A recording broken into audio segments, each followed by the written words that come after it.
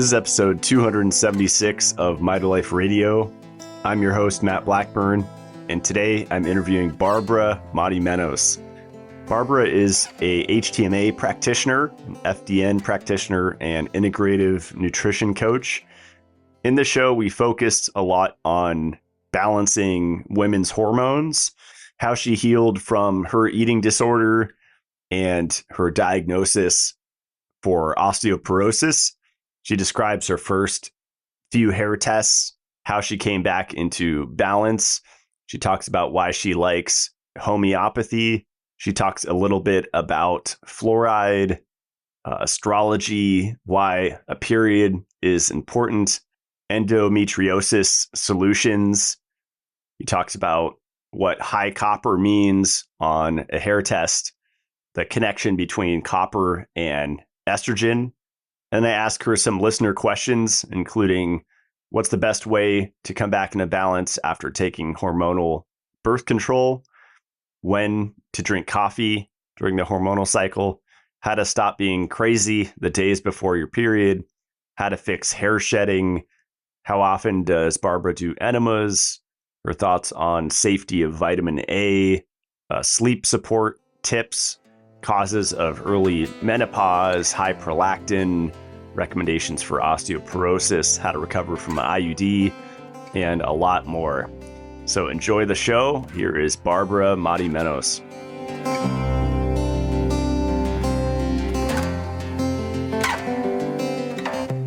Okay, Barbara Madimenos, welcome to the show. Hi, thank you so much for having me. Yeah, I can't remember how I found you or how we found each other on social media, but I've been following you for at least 2 to 3 years, somewhere in that range. And this has been long overdue. I think we've studied a lot of the similar stuff, and I'm sure you've dove deeper than I have into certain little rabbit holes. But you focus quite a bit on HTMA and balancing minerals and women's hormones, which I definitely don't know as much about. So I'm excited to talk with you about all this stuff. Thank you. Yeah, I think I started following you first because I kind of fell in love with your podcast. And I think at the time you were heavily focused more like on Ray Peat stuff. And I think that's how more or less like both our knowledge expanded from there. Mm-hmm. Yeah, it's a continual process of learning and unlearning and making mistakes. And I think people benefit from being vulnerable about that, right? And like sharing like, oh, hey, I was wrong about this. And here's. Yeah. But I mean, that's the whole process of like life as well, like finding something which leads you to something else. Mm-hmm. So how did you get into this area of study? Was it listening to podcasts, or were you dealing with your own health stuff? Yeah. So it really started from like my own health journey. It's a really long story, but to make it short, I struggled with an eating disorder for almost 20 years. And in the midst of struggling, I ended up breaking my hip at 25 years old, and I was diagnosed with osteoporosis. And the first, the first thing that the doctors recommended more or less were two things: vitamin D supplements and hormone replacement therapy. And in their eyes, hormone replacement therapy was birth control. So, me at, being so vulnerable, like you're telling like a 25-year-old, hey, your bones are basically the same as like an 80-year-old woman, and you're not going to be able to walk at the rate that you're going at by the age of like 30, you get kind of freaked out. But being also going in and out of hospitals for most of my life because of my eating disorder, I also had the tendency to not believe anybody, especially a medical provider. So I kind of went down this whole rabbit hole of like, really asking myself, like, is vitamin D the only thing that I need to help my bones? Because I was ready to be on like 20 supplements because I was so afraid of like losing my independence to move. And that's when I started diving into like minerals and hormones and like why it's so important for a woman to have a cycle and like why estrogen is important and why progesterone is important, testosterone, all these things. And so then I graduated from journalism. I was still like finishing up university. And I was like, this is not what I want to do with my life. So I went back to school, health coaching, then functional health coaching and hair tissue testing. And here we are today. That's really cool. And with your first hair test, did you have a lot of light bulbs go off with what you've been through? So funnily enough, my first hair test was not recent at all. It actually happened in my early 20s. The person who introduced me to hair testing was actually this little old Chinese guy. He ran like a little supplement shop, near my house where I was growing up. And I remember walking to the store and he looked at me and he was like, "You look severely malnourished," which I was. But I mean, he just looked at me. He was like, "You need minerals." And he's like, "Let me run a hair test on you." And I remember my first hair test, I had a calcium shell.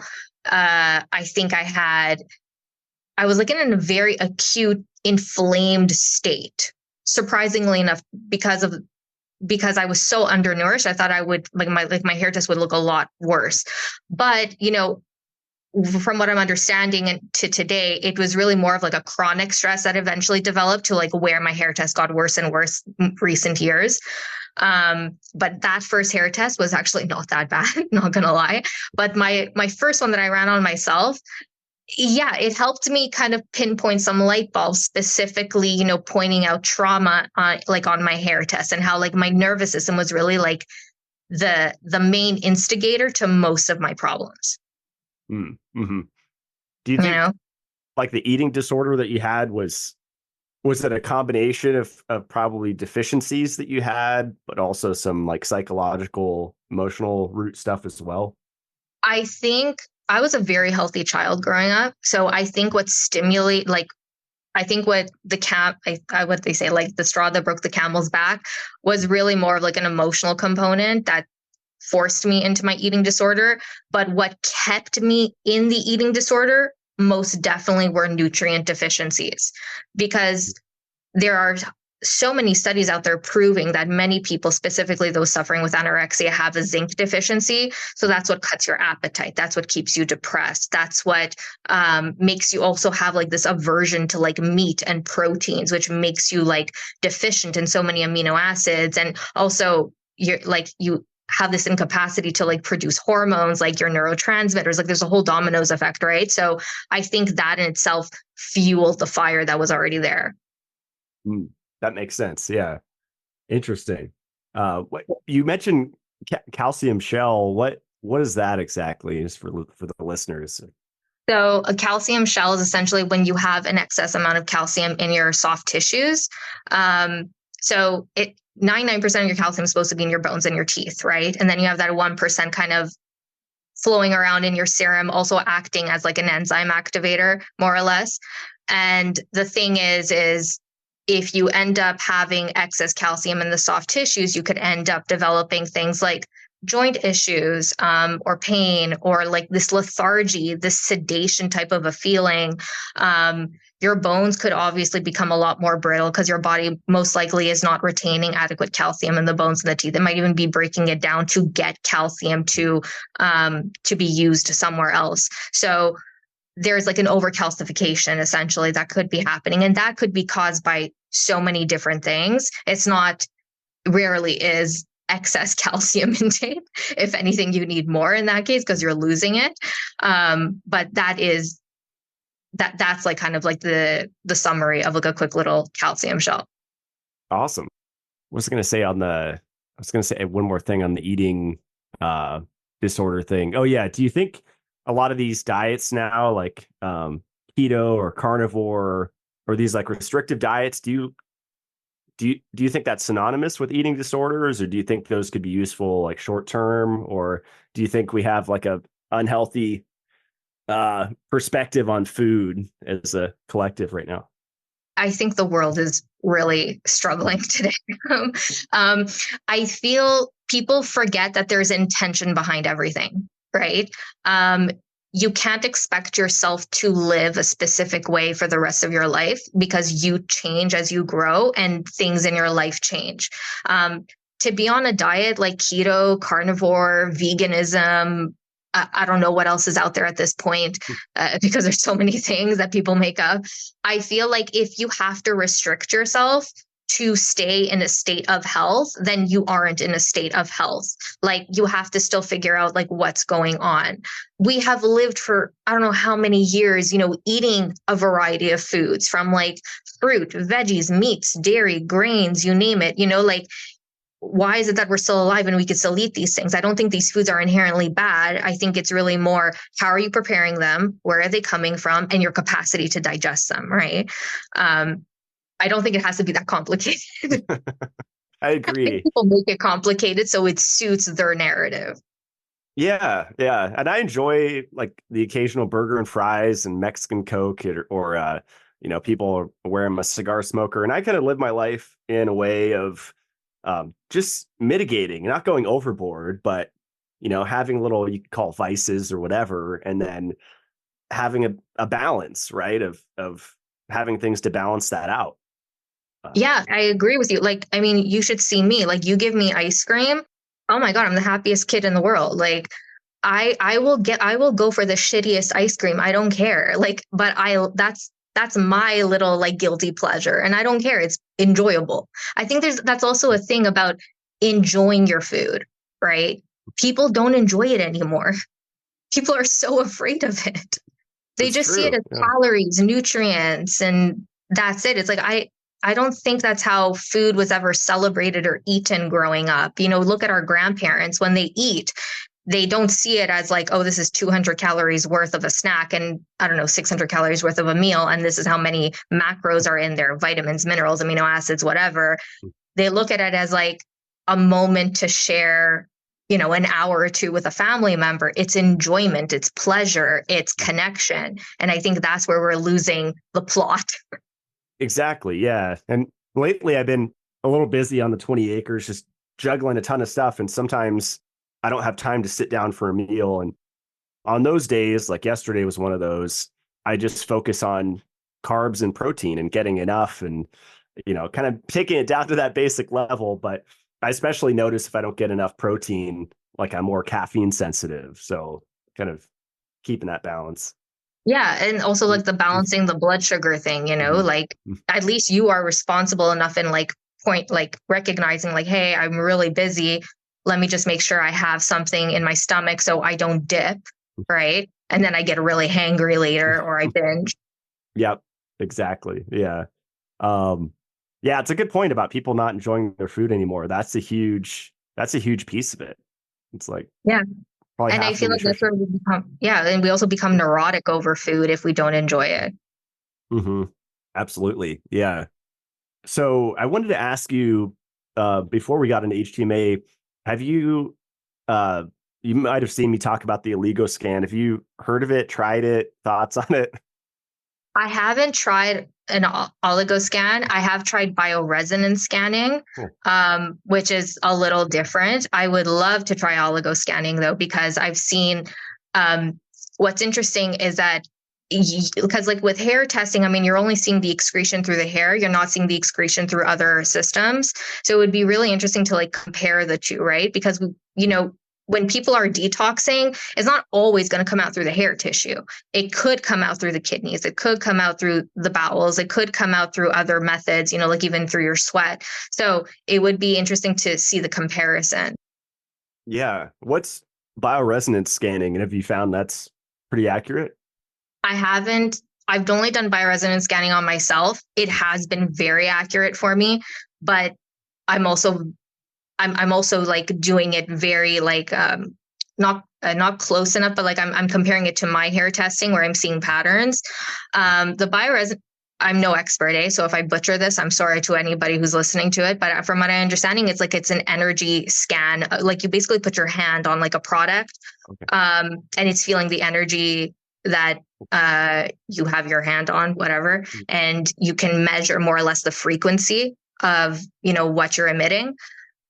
But I haven't had enough tests to make a full, like, concrete decision whether it is good enough or not. I've only done 2 tests to compare. My last test showed that I was eliminating metals from my kidneys.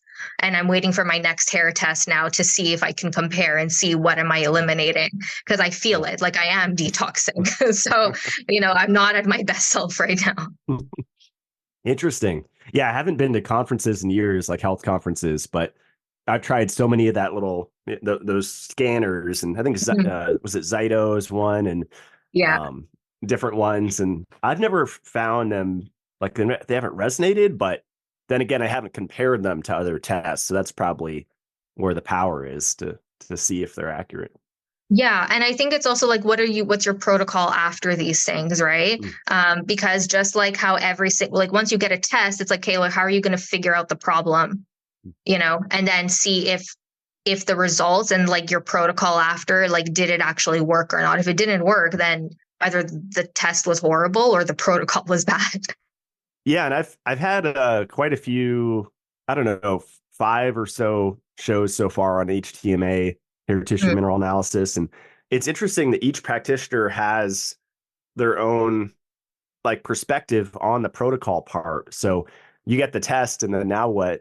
And I've noticed like some are really extreme, like cut out all other supplements except for theirs or their prescribed supplements, and then um, I think Robert Seelig in Chicago, he's been my favorite because he's just a little more open-minded. I feel like with like, he'll try different brands of zinc in different forms, and you don't have to only take this one brand, which could be a whole sales pitch, right? Like, I agree with you. And listen, I look up to that man. I think he's like one of the most brilliant practitioners out there.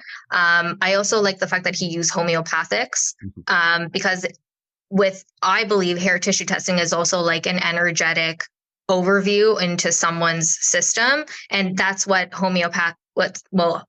that's part of homeopathy. Like, it's healing your energy, because they're so diluted that it's affecting the energy component of the cell. And so I think he has a really pretty interesting understanding of how minerals work, because that's what they are, really, right? Like, they're elemental compounds and they emit energy just like how we are energy. When you walk into a room with someone and you're like, I like your energy. I don't think it's a coincidence. I think you're feeling someone's minerals status in a way.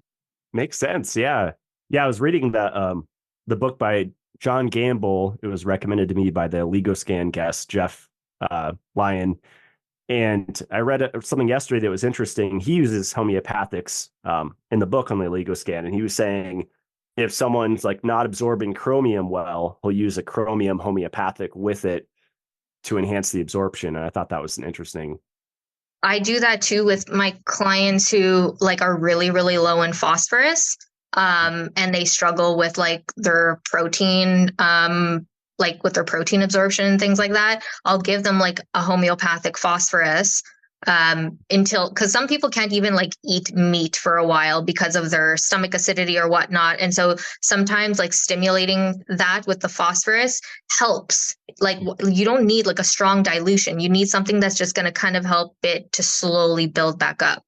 Have you seen a lot of success with clients? Like they could feel a difference when they're on that? Yeah. Yeah. Like, if you give the right dilution, like depending on the client, I don't typically go very hard. Like, I'll give them like a phosphorus 30 CH or something, and they're not taking it every day. They're maybe taking it 3 times a week. And over time, like within a few months, you start to see like they have more energy. They're perking up, because that's what phosphorus does. It's like, it's a stimulatory mineral. Like, it's producing energy within the cell. And so it slowly gives them like a little more of like feeling a little more alive rather than feeling like tired and sleepy. That's cool. Have you ever experimented with like infopathy or, like the homeopathics into liquids or different methods of applying homeopathy besides the The little granules. tablets? Yeah. So here in Montreal, I'm very lucky.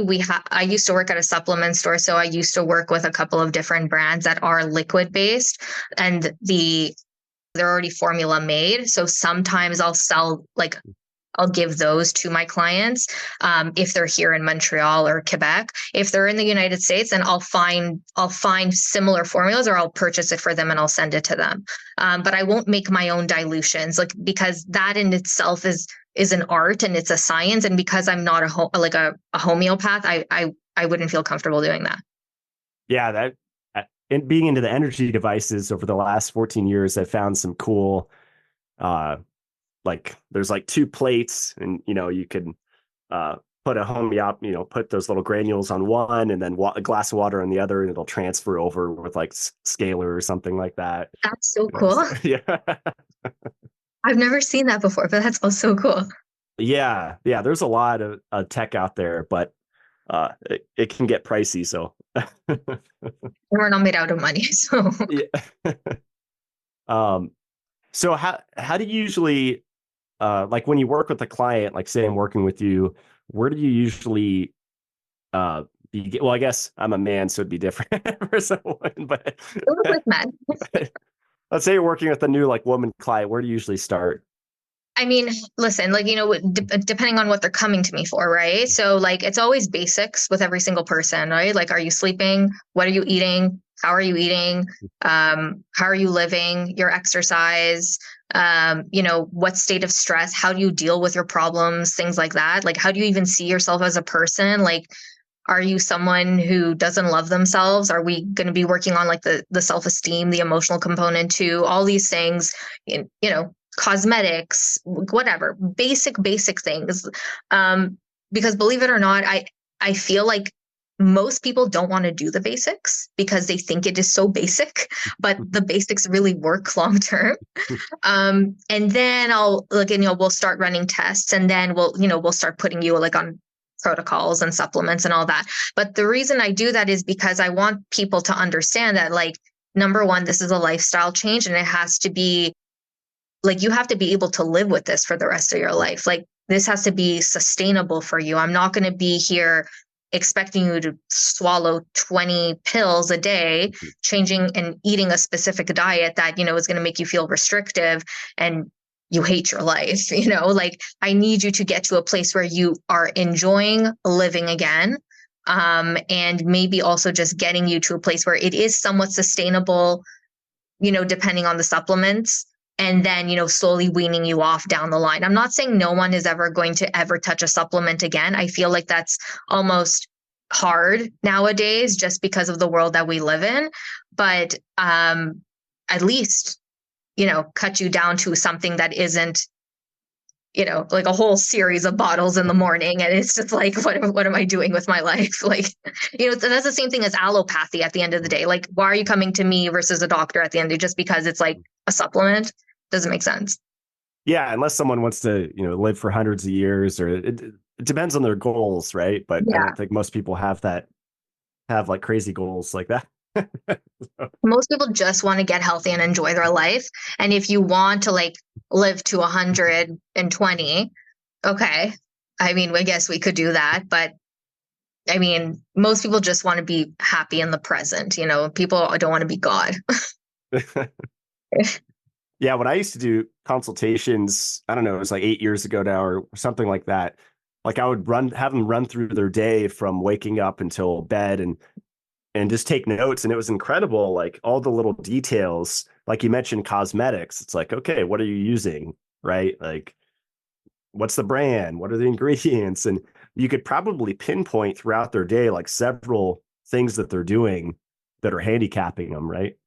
Yeah. Also, like, even the basics, like, where's your water coming from? Mhm. Or like, even if you do have a water filter in your kitchen, like, where's your shower? Mhm. Like, where's the shower water coming from? Like, do you have a filter in there? Or like the air that you breathe? Like, are you living in the city? Are you living in the country? Like, it's very basic stuff, but depending on how sensitive somebody is, like, you never know. Like, I live in the city. I have no problems.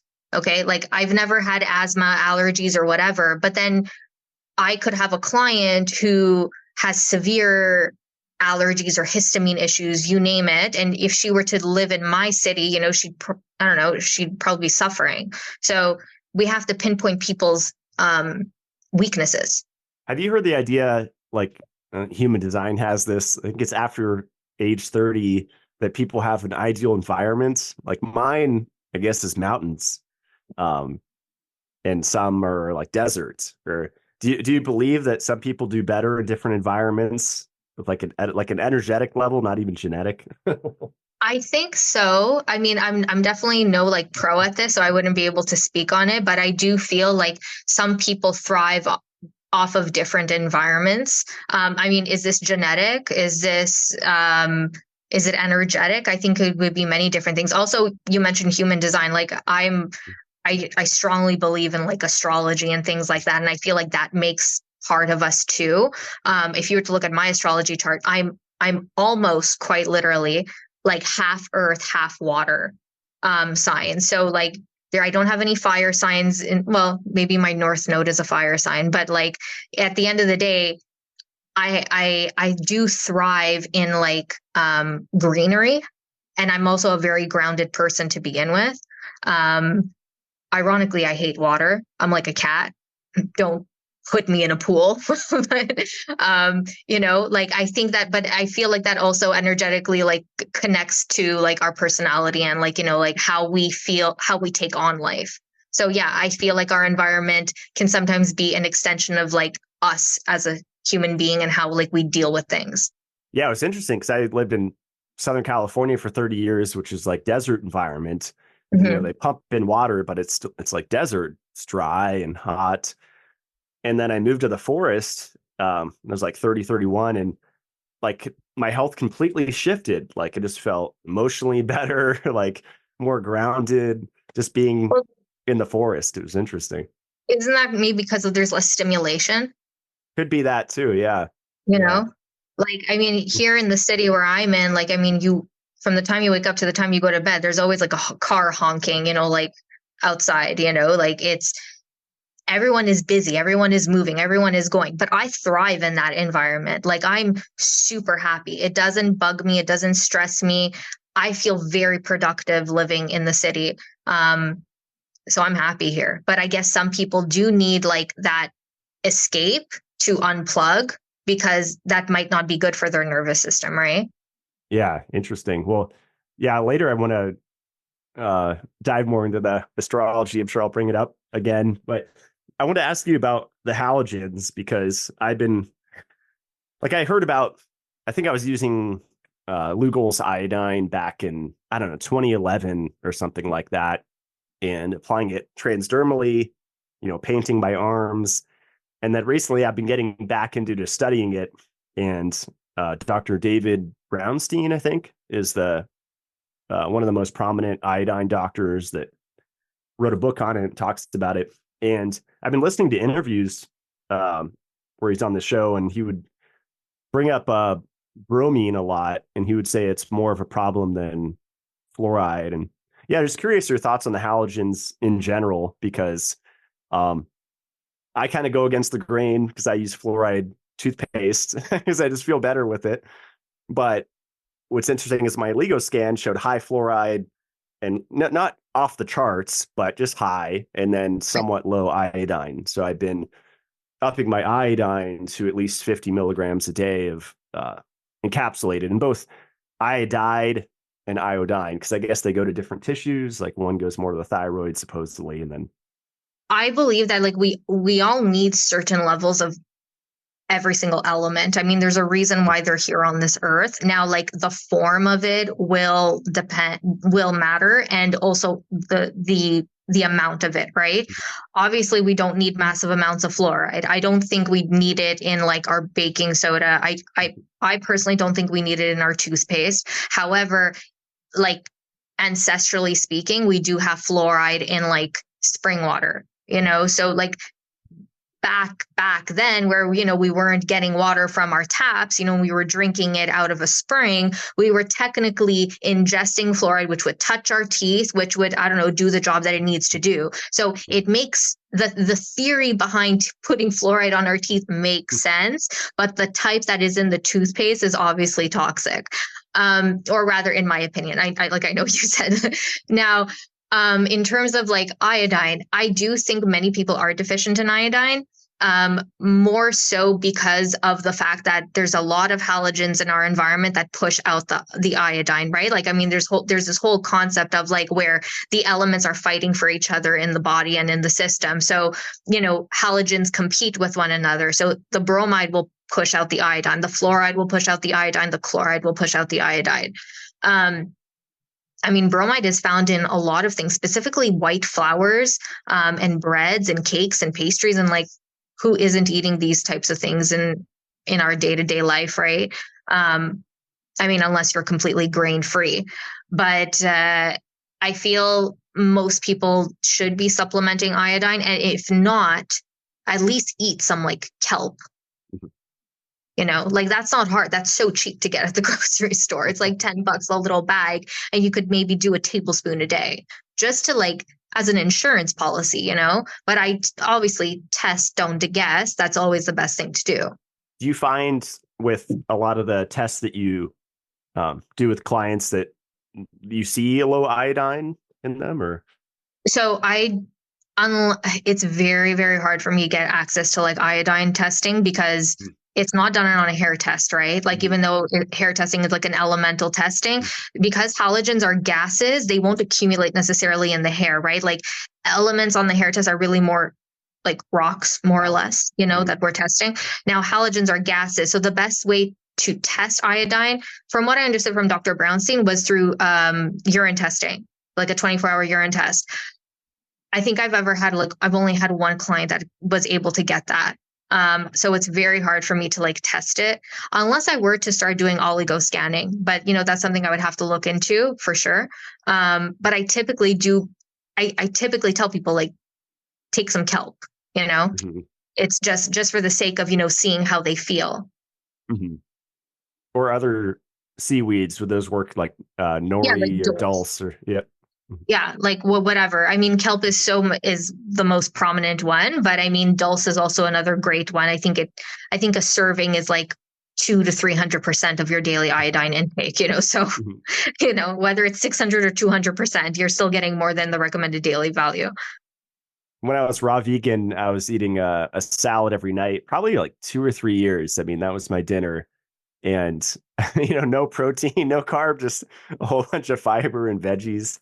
And I would intuitively dump on dulse on top. And I was probably at least doing something right there. So, Like a lot of people hate on the vegan diet, but like I feel like well, on any diet really. I mean, there's a reason why they work for some people, and there's also a reason why they're unsustainable. Like I think the most important thing is to take the good from the bad and just keep the good until you find, your common ground. I mean, veganism, what's so great about it is that you learn to love your plants, your fruits, and your veggies, where all like the antioxidants are, the polyphenols, the fiber.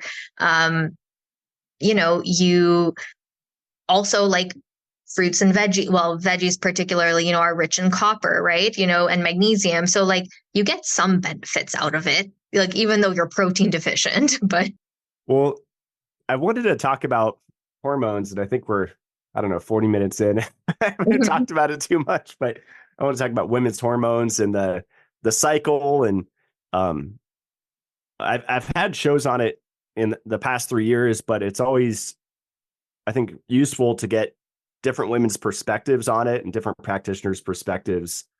Um, and it's something that just can't be talked about enough because, like you said earlier, like when you were 25 and were diagnosed with osteoporosis, you had to learn all this stuff from scratch, right? Because you didn't learn it in school, learning about the importance of a woman's cycle. And yeah. Well, also I didn't have my period for 14 years. So like when you don't, yeah, like I was a real treat.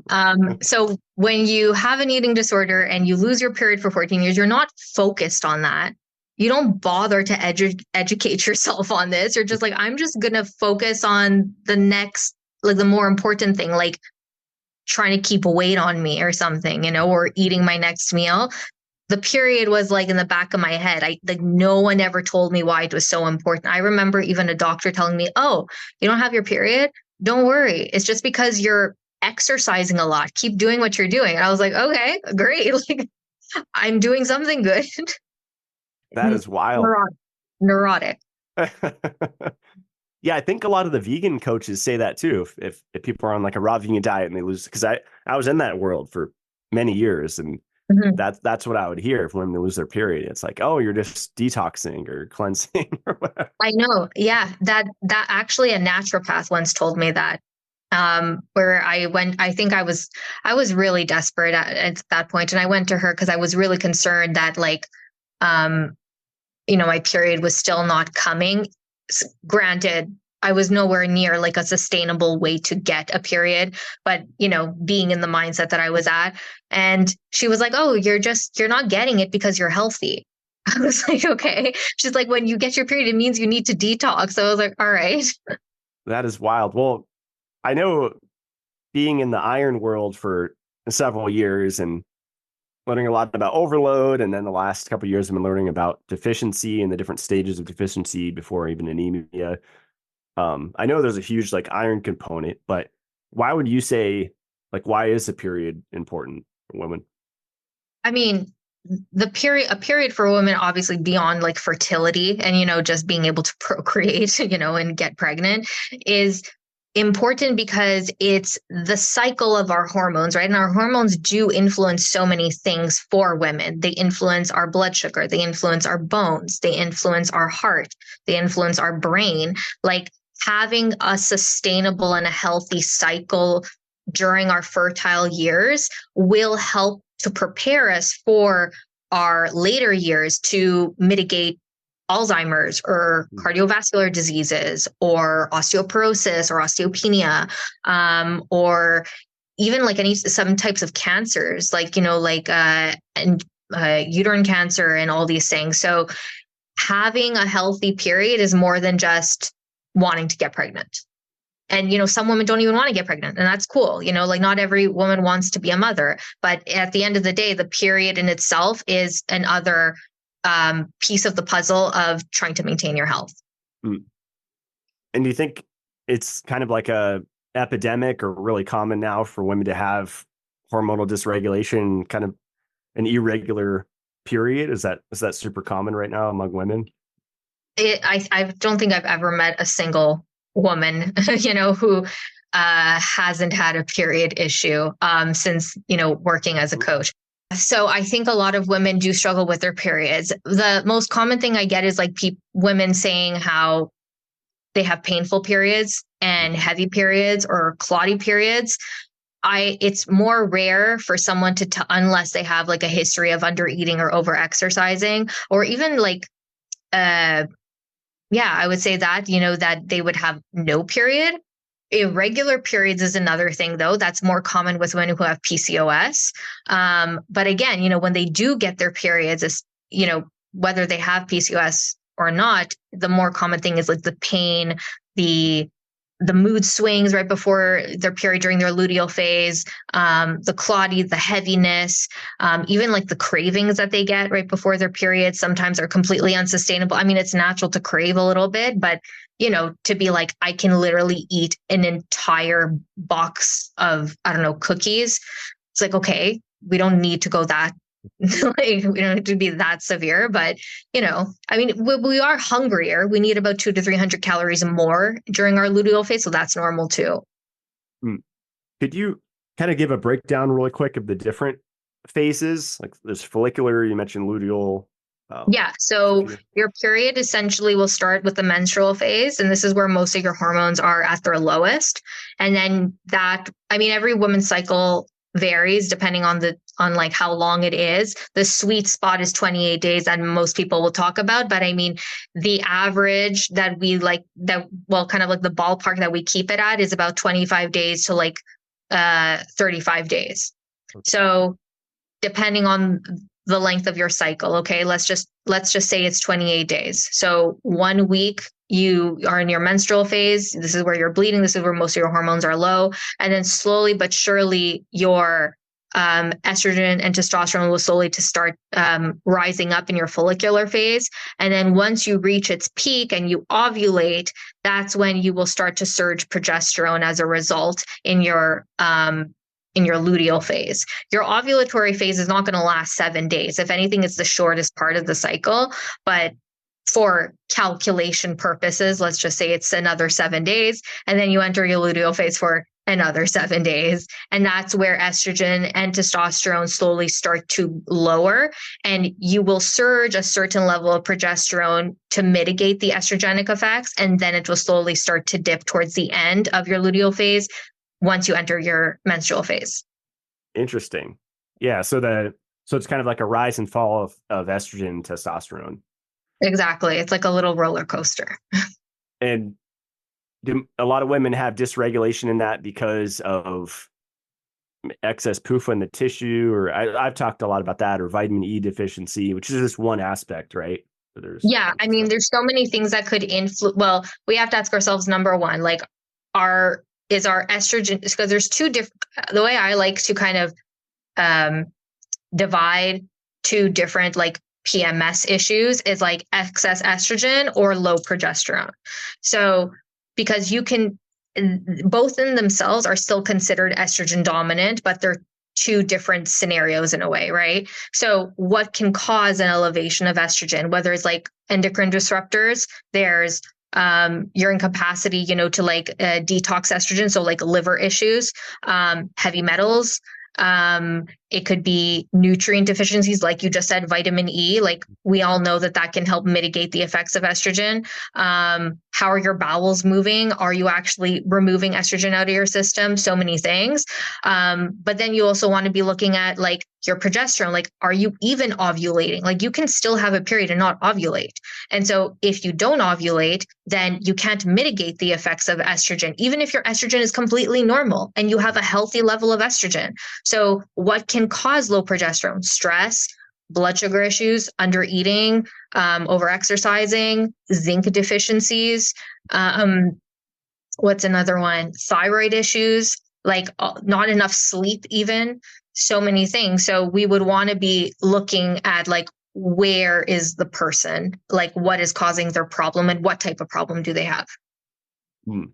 Are there certain metals that can negatively impact what you were talking about, like excess aluminum or cadmium or mercury or arsenic? Or Yeah, so there have been studies showing now that like conditions like PCOS or like even endometriosis, which are considered estrogen dominant conditions, they have found metals in these women's tissues like lead, cadmium, and mercury.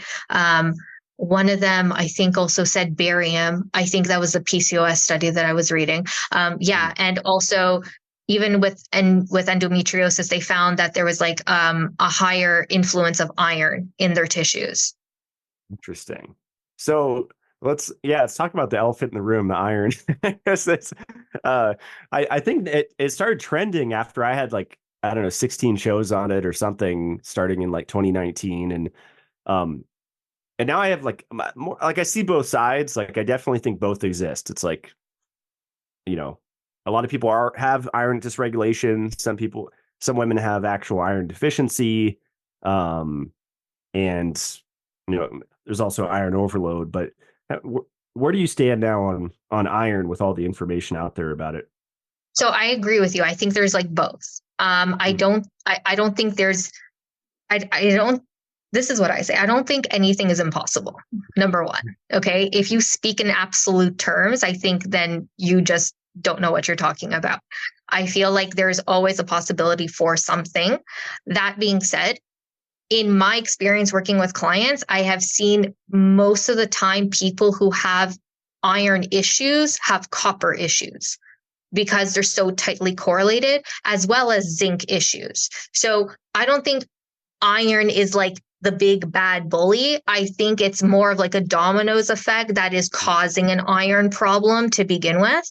And I think for that reason, we have to look deeper as to like what is causing the iron problem. You know, like, is it an infection? Is it a metal issue? Is it like you don't have enough copper in the system, or maybe you don't have enough zinc in the issue? What about your iron recycling system? Like, what is stressing that out? Is it genetic? You know, like, because a lot of people don't realize that there's a lot of genetic predispositions when it comes to iron, you know, especially if you're European. Like, I'm Greek. There's so many Greeks that have like thalassemia. So like, luckily I don't have it, you know, but still, like, this is something that people have to be aware of. It's not, oh, everyone's iron overloaded, okay, abstain from iron, and go give blood, which would make people even worse. You know, like we need to first like do a full workup to be like, okay, what's going on with you? Yeah. And I know there's some B vitamins involved too, which is why I like the Oligioscan. Like it'll show the vitamins too, which is interesting. And I hope they add more over time because I guess I asked the guy about it and he's like, yeah, I've been begging them to add just a few more things. I'm like, why don't they have the whole periodic table? Why don't they have just everything on there, you know? But I know like was it B6, I think, and B12 And or B9. B9. I think a lot of them are involved in the iron Yeah, metabolism, right? exactly. Yeah. To help also produce like hemoglobins and things like that, specifically B12 and B9, right? Mhm. So I like if you're deficient in that, then I mean, also depending on which iron marker you're looking at, as you know, you don't want to just be looking at ferritin, like if anything, that's the last one you want to be looking at. You want to be looking at other things. You want to be looking at your hemoglobin levels, your transferrin, your iron saturation, all these things, and then making your conclusion. Mm-hmm. Yeah, I think the more broad picture you have, it's like with thyroid, right? Not just looking at Exactly. T4, looking at multiple different. Yeah. And another thing like interesting, like with this is another thing that I tell people, like your labs are information, but how you are feeling is also information. And I feel like a lot of people don't like to hear that because people are so dependent on like on a piece of paper because they think that that's what's going to tell them, what's wrong with them. But at the end of the day, like if you're not feeling well and you are feeling X, Y, and Z, despite what a piece of paper is telling you, what are you going to do? Are you going to listen to yourself or are you going to listen to the paper? I think like people have lost the art of symptomology. Like there years ago, just imagine like the witch doctor in the village, like what were they doing, like printing things out off a computer, or were they just listening to to their poor little patient and being like, where does it hurt? Yeah, it's a good point. I think like you mentioned earlier, like tests don't guess, but there's like a gray area, right? Where it's like, I Yeah, don't know. and I'm speaking from experience here because I was only once diagnosed with hypothyroidism. I think I was like, oh my God, I wish I could tell you. I think I was like 23. And my thyroid tests have never come back bad since then. But I have lived with like symptoms of hypothyroidism for most of my life, and no one has ever been able to detect it. My TSH is fine, T4 is fine, T3 is fine, free T4, free T3, or reverse T3, you name it, whatever. Everything is cool and dandy. But my symptoms are so like you cannot make it up. And once I started quote unquote treating myself like I was hypothyroid, a lot of my symptoms went away. So it's really important to listen to your body, even though a test says differently. But putting the two together is obviously the best thing. Mm-hmm. That's a great message. Yeah. I think that we I'm sure you see it being in the health community with me. It's like people worship clinical studies and lab tests, and that's like a dangerous place to be, to just focus on those two things, right? It's like, where do we come into the picture? Well, we lose that humane aspect of connection to and listening to the client. We're human at the end of the day. Like we're not just patient number one and patient number two, or I should say client number one, client number two. Like that's the whole point. People come to us, I believe, as well. Like when people come to coaches or naturopaths or homeopaths or whatever, like they've already done the whole medical round in hospitals and doctors, like they're exhausted. They're coming to us because they're like, okay, I need an alternative. And usually the alternative is someone actually to hear them out. Yeah, it's a great point. Let's see, we have like a million questions that people sent in. Do you want to start just chipping away, and we could branch off from anyone and go on Sure. a little tangent, but kind of on what we've been talking about, birth control. So someone asks like the best way to return to balance after getting off of hormonal birth control. So just your thoughts on birth control in general, and then we could go into that. So obviously, once you get off of it,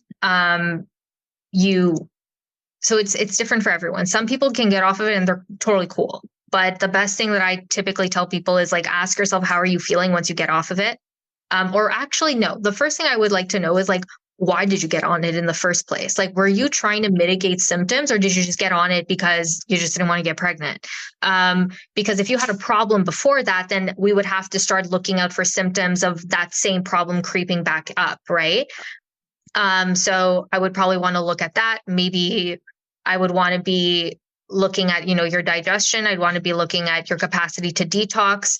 I'd want to be looking at your nutrient deficiency. If you obviously, you most likely will be having nutrient deficiency because you were on the pill, because it does decrease your levels of like many B vitamins and antioxidants and minerals and all that, like magnesium and stuff. So I would probably want to just like re-nourish you essentially, and make sure that, you're doing the basics of like sleeping well, going to the bathroom every day, sweating every day, all these things.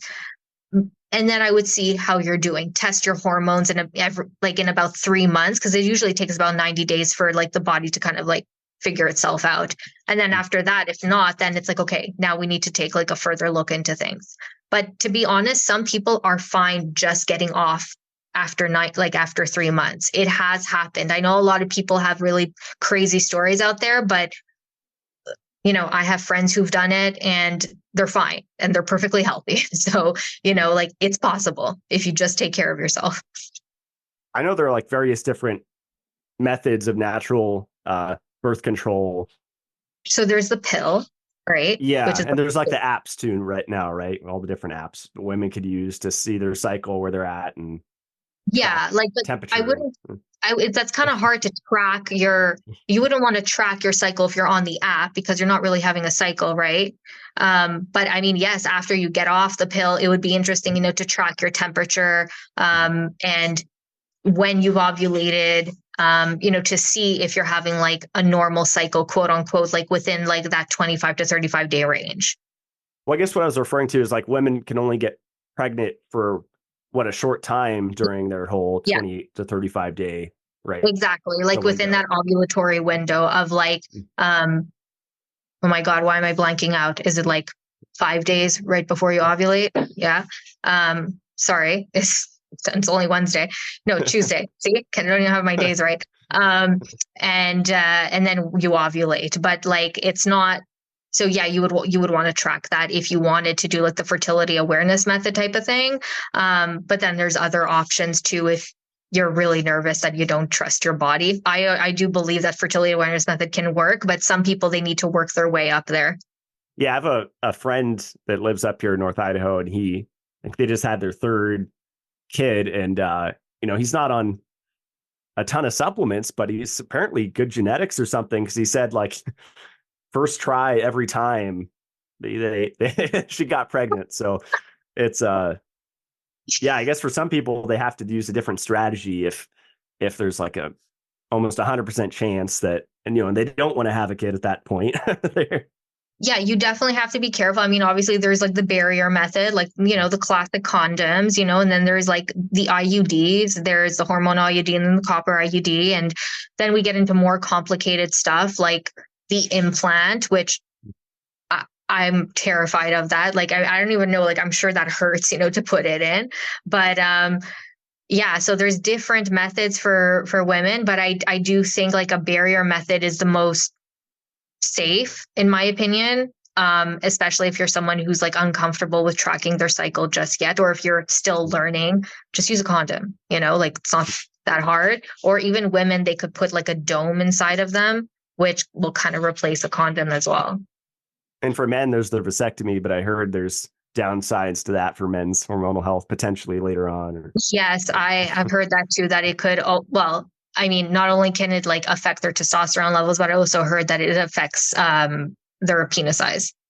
So that's going to turn off a lot of guys to that. Yeah, don't do that. This is a good one. Your thoughts on coffee in relation to the hormonal cycle? Like, should women stop at a certain point, or? I don't think coffee is bad for you, but like, how tolerant are you to caffeine? It's really based off of like your adrenal and your nervous system health. Like for me, oh my God, when I was growing up, like I was such a caffeine addict. Like I would drink multiple cups of coffee a day. I was on the caffeine shots. I was on caffeine pills. Like I was like on every single caffeine thing you can think of. But I've gone through several burnouts in my life, and now I cannot do coffee, unfortunately. I'm still very sensitive to it unless I drink it in the morning after a really big breakfast, then I'm cool. And it won't affect me. Like I won't get the jitters, like I'm not hyper or anything, but I have to have it in the morning with a large meal. So it really depends on how you process the coffee. I don't think coffee in itself it's bad. You have to ask yourself how sensitive are you, and like why are you sensitive? Like do you still have like a weakness in you somewhere? If you are weak to it and you get jittery, then that's something you still have to work on with your adrenal reserves. But if you eventually start being dependent on the coffee, then that in itself is showing that you need work. Like you don't have this natural energy to get you going throughout the day. You might be struggling with low cortisol or something, which that in itself is a problem. So the caffeine's not the problem, you're the problem. Yeah, for me, because I used to do the crazy like 23-hour a day fasts for 6 months or something. And I would drink black coffee without anything and have my meal at 6, 7 p.m. And I think once I started eating eggs, like even just 3 eggs before coffee, just having that little bit of protein made a huge difference in how I handle caffeine. Like it's night and day how I feel. Yeah, exactly. And again, going back to like that blood sugar component we mentioned before, like ideally you want to be having coffee with a meal or after a meal. You don't want to have it on an empty stomach because that in itself is stimulating you, right? Once you consume something, specifically carbohydrates, that will lower your cortisol. So it's not going to have that stimulating effect as much. Mm-hmm. This is a funny one. How to help being crazy the days before your period. Okay, well, definitely just be transparent. Okay, right before when I get my period, I'm a pretty depressed mess. So people know that by now. Like my friends know. They're just like, oh, okay, no, Barbara's just being her black cat self. But again, like how severe is it? If it's really severe, it's debilitating your life, then we know definitely this is some work that you have to do, right? Like what's going on with your hormones? You want to maybe get that checked out. How's your sleep? How's your diet? How's your digestion? Are you stressed in your life? Like go through the basic things. If you're doing all the basics and things are really not working out, then yeah, maybe run a nutrient panel, maybe run a hair test. Maybe you are deficient in some minerals. Maybe you are struggling with like some heavy metals or something that affect you around that time. Like there's certain things. Also check your thyroid. Like all of these things can affect you in the luteal phase, right? Your blood sugar even. So if it's severe enough where you're like, yes, this is non-normal, the way I'm feeling, then do some work on that. I think basic things that people look to, if you want any suggestions now, is things like magnesium or vitamin B6 or ice cream. Yeah, dairy. But it's true. Calcium is a natural sedative, right? So if you feel like you're overstimulated and you're like agitated or anxious, then for sure, calcium is wonderful for that. And who doesn't like ice cream? So what about hair shedding? Someone said their hair is shedding at 43 years old, no other symptoms. I have a hard time that to believe there's no other symptoms. But like, how are your energy levels? How are you sleeping? How are you digesting food? What's your diet like? Are you happy? I mean, if you're 43, maybe you're in perimenopause. So like maybe it's a natural shedding of like the hormones slowly dipping. But even then, like, is it prominent shedding? Like, do you feel like it's going to come back? Like, how's your blood flow? Like little questions like that. If you really wanted to, from the top of my head, without, doing any testing on you, like, and knowing like these fine little details, you want to essentially be looking at a couple of things when it comes to hair. You want to be looking at like nutrient issues. You want to be looking at blood flow. You want to be looking at also like sunlight as well. People find it funny when I say this, but I say like hair is kind of like flowers. So you want to go out to expose your head to the sun because the sun will kind of like get the flowers to grow. So make sure you are getting enough sunlight. But I would say the blood flow component is the most important. And also protein is also a very big component. A lot of women aren't eating enough protein. Really and truly, look, women are so afraid of eating a piece of meat.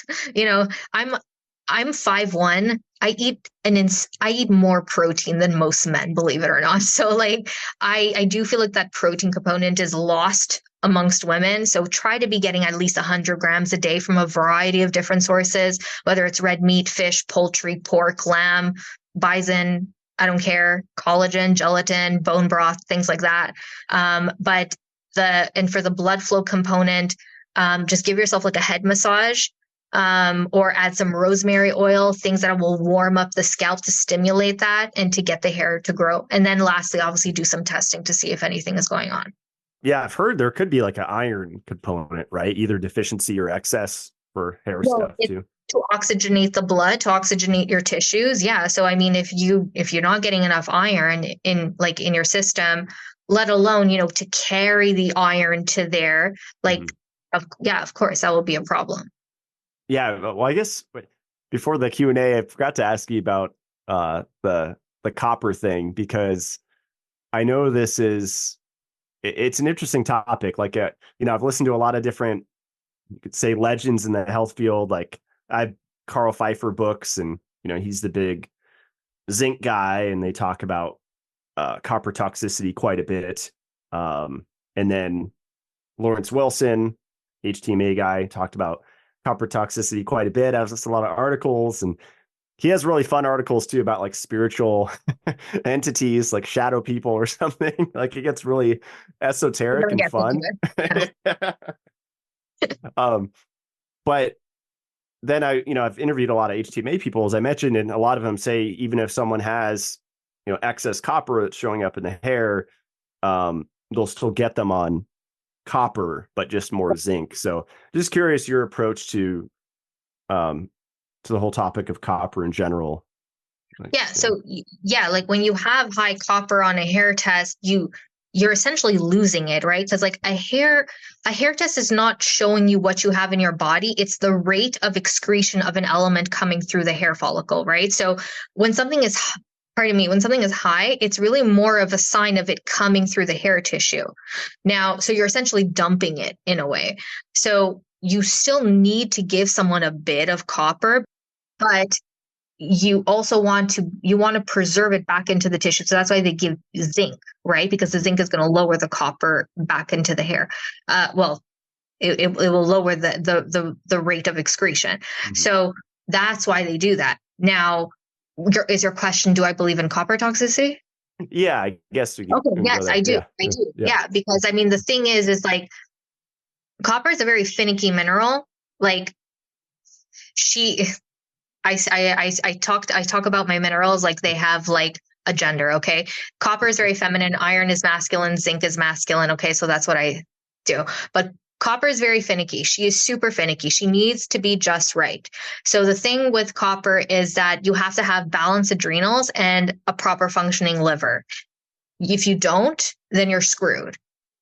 So copper, the thing is that in order to balance copper toxicity, which is totally possible, is that you need to make sure that copper is like estrogen is the best way I could put it. Okay. Because in order to remove copper out of the system, you need bile, just like how you need bile to bind to estrogen to remove it out of the system. Right. So that's why that's why we recommend things like the coffee enemas, and to help support the liver, to help with the detoxification of copper as well, such as we would essentially be detoxing estrogen, quote unquote. Right. And also when you have over functioning adrenals or under functioning adrenals, most people are considered estrogen dominant because they're either not producing enough progesterone to mitigate the effects of estrogen, or they have an overstimulation of estrogen production, right? Because estrogen is a growth hormone. So there is once you fix those two components, copper fixes itself. Copper learns to shut up and does her job. She's not,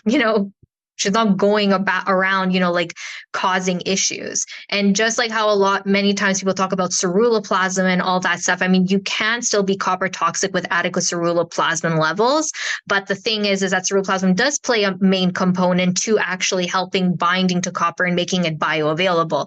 And ironically, we make our ceruloplasmin in both the adrenals and the liver. So at the end of the day, it's adrenal and liver issues. It's a great point. Yeah.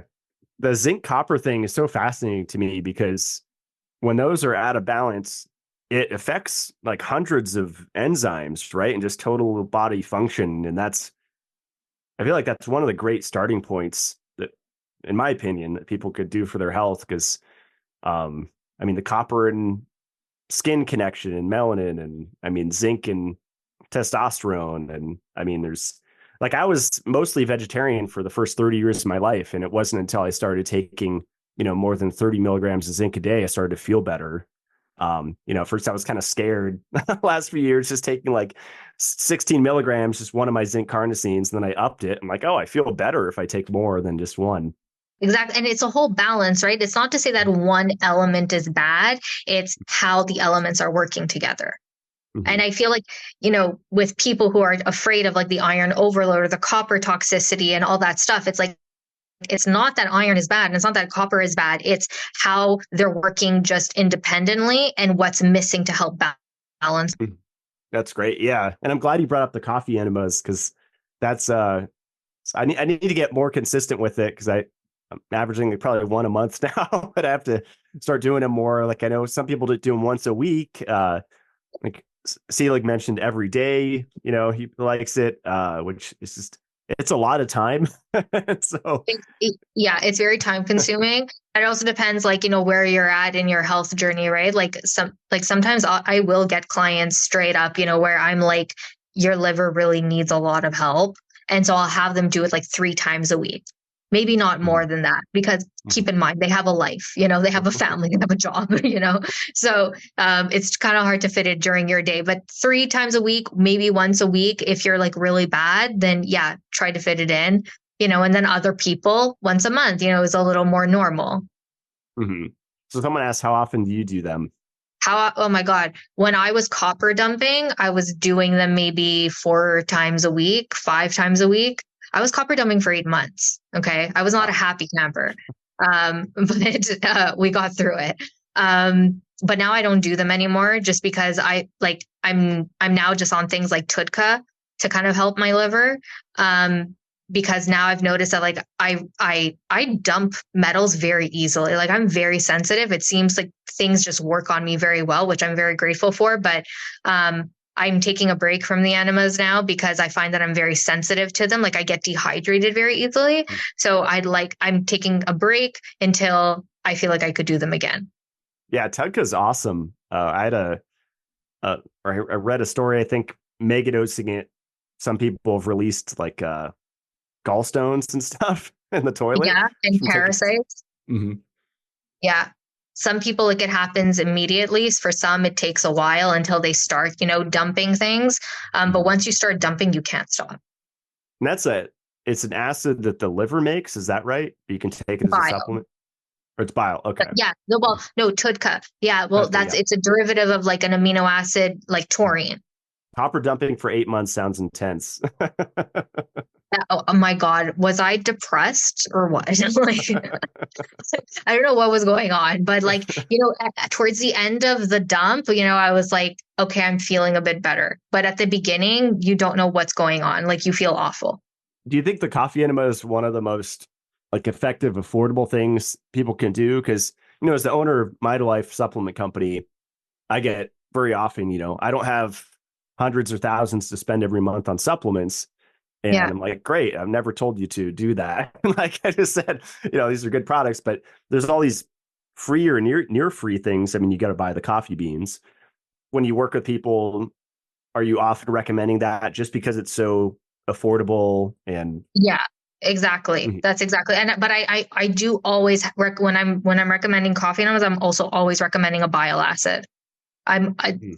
If they can do TUDCA, I have them on like an ox bile or something. But it's typically the TUDCA that I'm recommending. Do you ever recommend taking it before the enema or putting it in the enema bag or anything like that? Okay. I take them to do it with food. Not getting too crazy. Yeah. I'm not that creative. Yeah. No, back in my vegan days, I mean, I had recipes where I'm putting in MSM, organic sulfur, I'm putting in activated charcoal, baking soda. Yeah, there's like 6 ingredients I'm putting in the bag. Yeah. This is a good one, kind of a controversial topic right now. Vitamin A how much vitamin A is safe.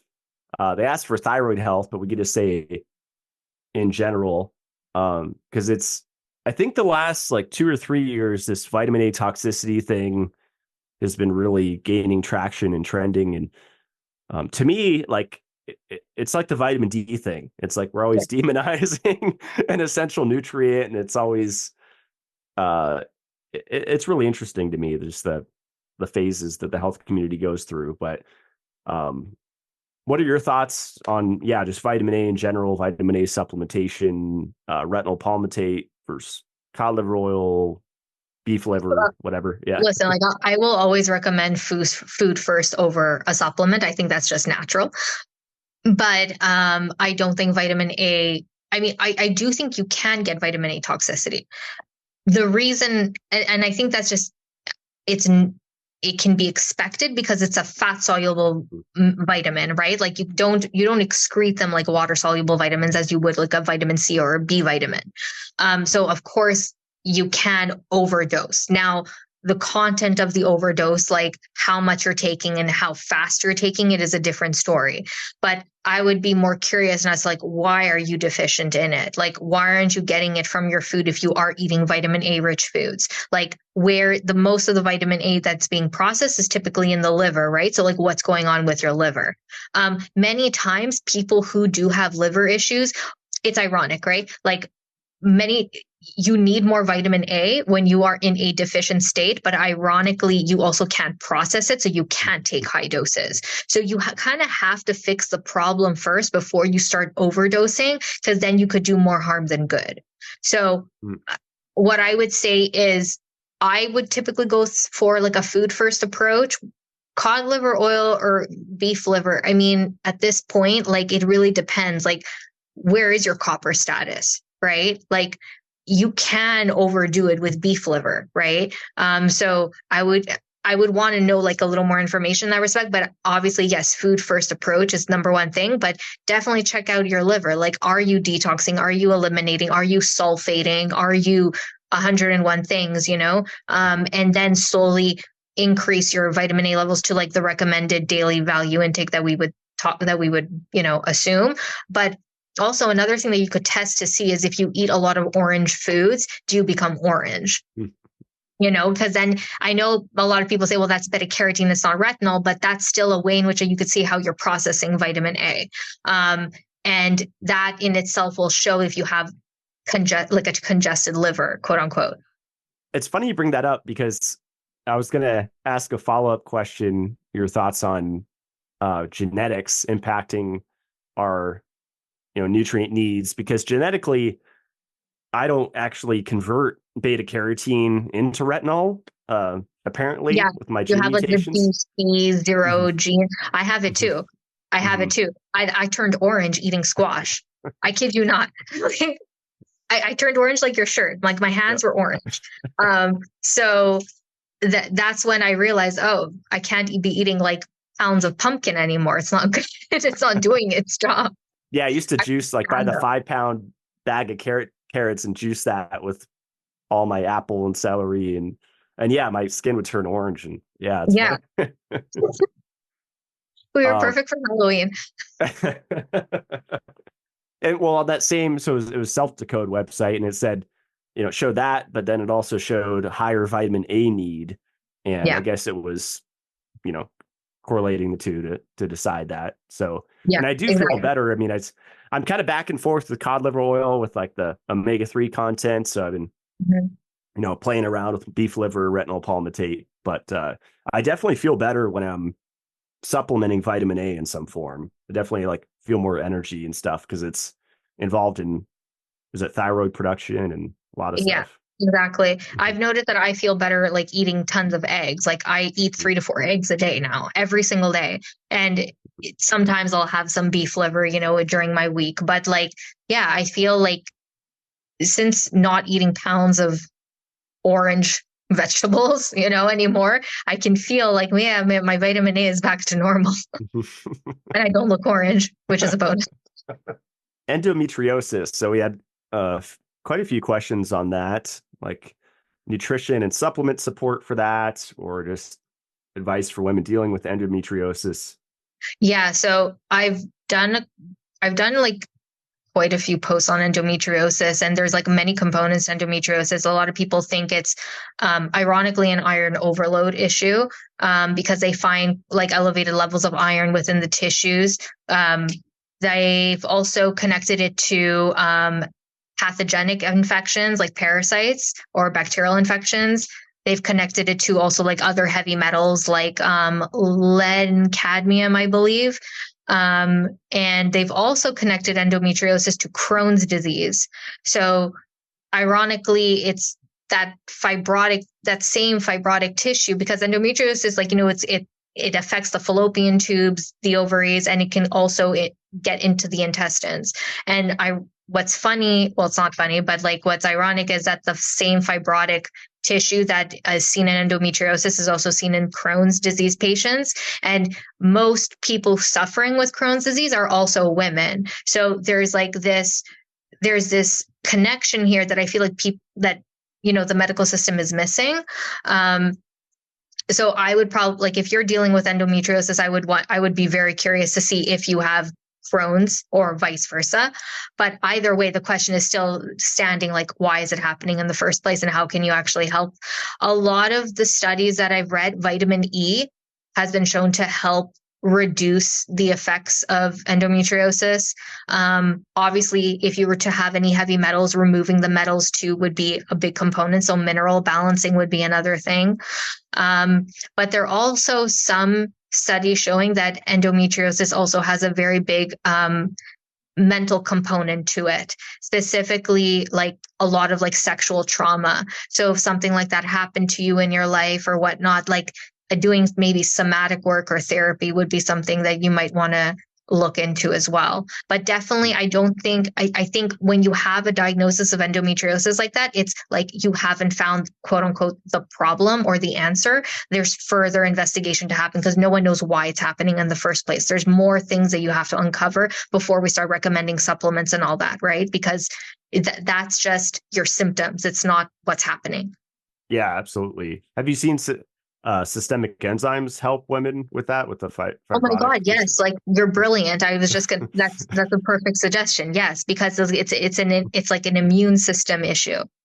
While they're working on the root cause of it, right? Of what's causing Yeah, the scar tissue. And Mhm. exactly. That's awesome. Let's see. Sleep support? Someone asked. It's kind of a broad question. I don't know. What are your like shotgun I like approach recommendations for sleep? Yeah. I like to talk about the traditional Chinese medicine organ clock.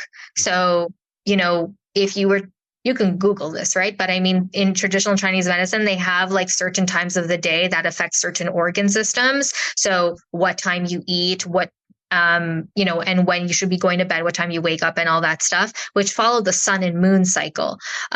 So, aside from just following basic circadian rhythm things, your blood sugar also has a component on how you sleep and your quality of sleep and how you wake up the next day as well. So following that, like the traditional Chinese medicine organ clock based off of like how you eat, when you eat, and how often you eat, aside from waking up, seeing sunlight, and going to bed by like 10 p.m., making sure you don't have like gadgets in front of your eyes to, stimulate you because of the blue light, I think is like a great suggestion. And then after that, like you want to ask yourself your sleep, how's your liver doing? Because, when, like, are you eating enough carbs and protein before you go to bed? Because if you aren't eating enough carbs, then, your cortisol is going to rise, your blood sugar is going to rise. It's going to wake you up because you need extra to keep you asleep. And then, of course, nutrient issues, right? Like if you have any heavy metals that might be stimulating you to keep you from, going to sleep, or if you're nutrient deficient in things like magnesium or calcium, to kind of keep you asleep. So, those are like some basic things, but definitely checking out the traditional Chinese medicine clock is, I think, a really big, like, helpful suggestion. You sound like a fan of Adam Bergstrom. I'm wearing I orange think today we'd be because it's good. Tuesday. Yeah. I think we'd be good friends. That's great. Kind of random thought, and no pressure if you don't like it. Thoughts on melatonin supplements, like even microdosing, or if you've looked into it, or Yeah, so I actually just just made a post all about how melatonin can affect estrogen, and how it's funny how it can actually like, so our melatonin actually naturally drops when we're in puberty. And it's because we're having like an estrogenic surge because for the very reason, of going through puberty, right? And so this but what they have seen is that melatonin, it's not that it suppresses estrogen, but it modulates estrogen. And so it can be very useful in mitigating the effects of estrogenic like conditions, which could be things like copper toxicity, cancer, or also that big bad virus we all went through the past couple of years. So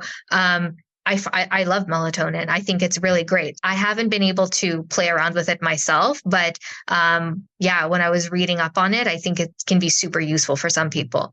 Yeah, it's funny because, Huberman, and there's a lot of popular posts that they say don't take too much because, studies showing it shrinks the testes or it decreases testosterone or whatever. But I just had like the world expert on, Russell Ryder, and he made a really good point. He's like, all those studies were with rodents, and rodents are nocturnal. And he's like, that white-tailed deer you have up there in North Idaho, they're seasonal breeders. And humans don't wait to have sex. They're not seasonal breeders. They do it whenever. So I thought that was a really great point, that we can't really compare these studies to humans because we're not like deer or rats or mice. Yeah, like that light frequency affects us much more differently, right? Like our sleep and wake cycle is different than these animals. So of course, the way in which that the hormone would influence us would only make sense for it to affect us differently.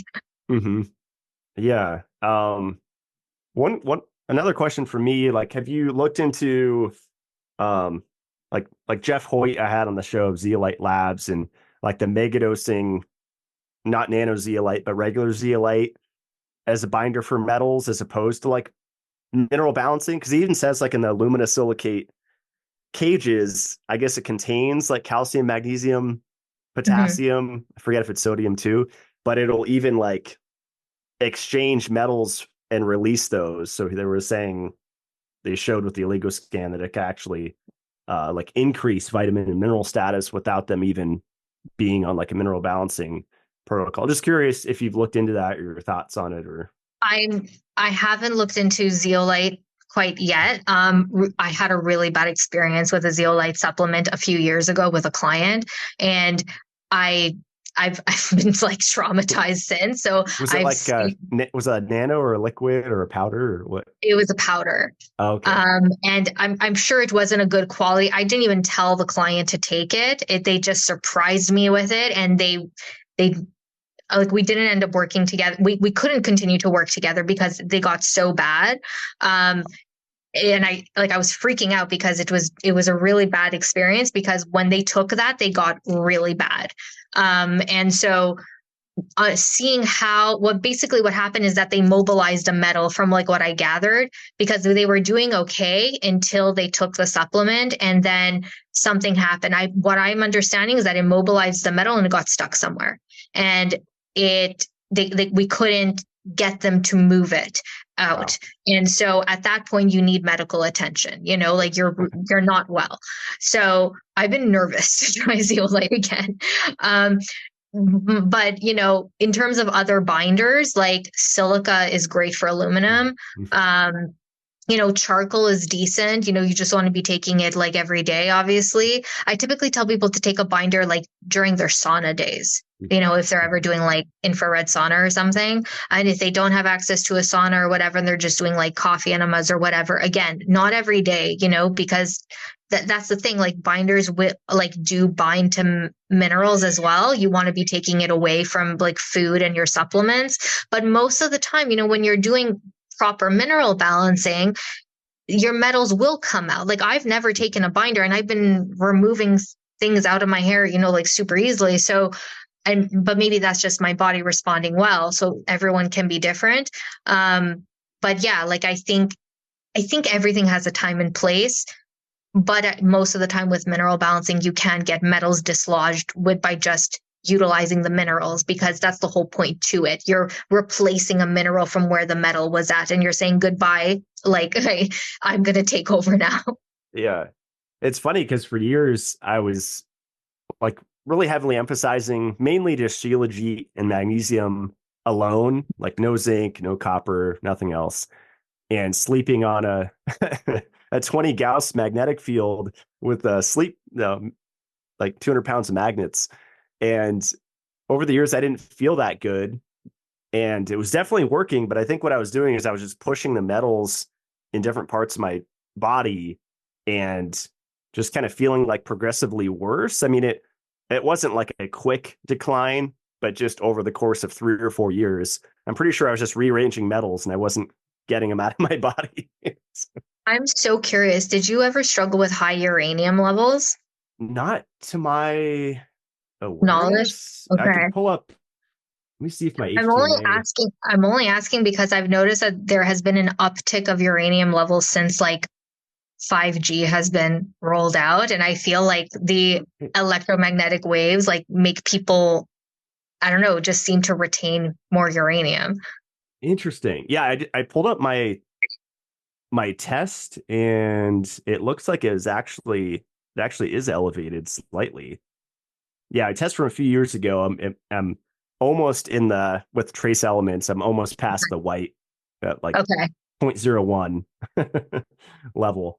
Yeah, it's like Fascinating. it's an interesting connection I've made. So Yeah, yeah, it's really interesting. What are your thoughts on lithium, by the way, while we're here? Because that's something I gotta, I Mr. Megdos, and I just short term have fun with like, oh, how will this make me feel? I was on like 60 to 80 milligrams of lithium, just pulsing, not for years. And in one of my tests, it showed up high. But as you were I, saying, that just shows I was you're excreting it, right? excreting. Mm-hmm. Yeah. Well, I think lithium is obvious. I mean, there's so many studies on it showing that it's very beneficial for people with like psychosis or schizophrenia or even depression. But what most people don't know about lithium is that aside from it supporting mood disorders, it's also really important for detox. So when you're low in lithium, you also struggle for like with your emunctory organs, specifically like your liver pathway. So I do think it can be helpful. Obviously, a lot of like too much of anything is not a good thing, because you really don't need massive amounts of lithium, but lithium has been shown to be liver protective as well. Yeah, I was looking at its antiviral effects the other day, Yeah. and that was pretty interesting. And I think you have to get a little higher in the dosage. Well, it was uh yeah, it was, I don't know, at least 10 milligrams a day. Because some people are afraid of taking over 3 or 5 milligrams, and that's why I have 10 milligrams. That's a good safe dose. And if you want, you could take it once a week or every other day or whatever. Yeah, because again, keep in mind it's not a water soluble nutrient. So like, taking a dose and then seeing how you feel, like how it affects you, in a couple of days, and then you could take another dose again. Yeah, I think bipolar is why it's well known, right? That's lithium Yeah. carbonate form. Yeah. Yeah, Which you need exactly. massive doses of that, but Yeah. You need a little higher than 10. um, a lot of questions on menopause. Uh, Causes of early menopause. Is it possible to go through menopause without all the symptoms? Yes, I mean it is possible. I think any transition in life you will feel something. I People are so afraid to change, but the thing is like it's impossible to not feel the effects of change. But to avoid like the extreme hot flashes, the hair loss, the weight gain, all these things, you are the only way to prepare for an ease of a transition is how you're taking care of your body now. So you want to make sure that you have a healthy period. You want to make sure like your adrenals are healthy. Like the reason I say adrenals is because once your ovaries shut down, where else are you going to be producing hormones? Your adrenals, right? So you want to be having a robust like stress response. You want to make sure that you're not putting too much stress on your adrenals. You want to make sure you're getting enough sleep. You want to make sure you're eating properly. All these things. And so I think to prepare for an ease into menopause is making sure that your period and your hormones are correct now in your fertile years is my best answer. Hmm, it's awesome. High prolactin causes and solutions. Estrogen dominance. and metals. So, definitely you want to be running like a hair tissue test, obviously, to see like where you're at. Well, high prolactin. It could also be like a prolactinoma. Some of them are benign, some like, and people don't end up doing anything about them, and they live very happy lives. But obviously, you want to get that checked out. Those are, I should say that, yeah, it's one of the most common reasons people would have high prolactin levels. But it's also typically like an estrogen or mineral issue too. I missed this one about menopause, and Yeah. you might know a little bit about it. Any recommendations for osteoporosis in menopause?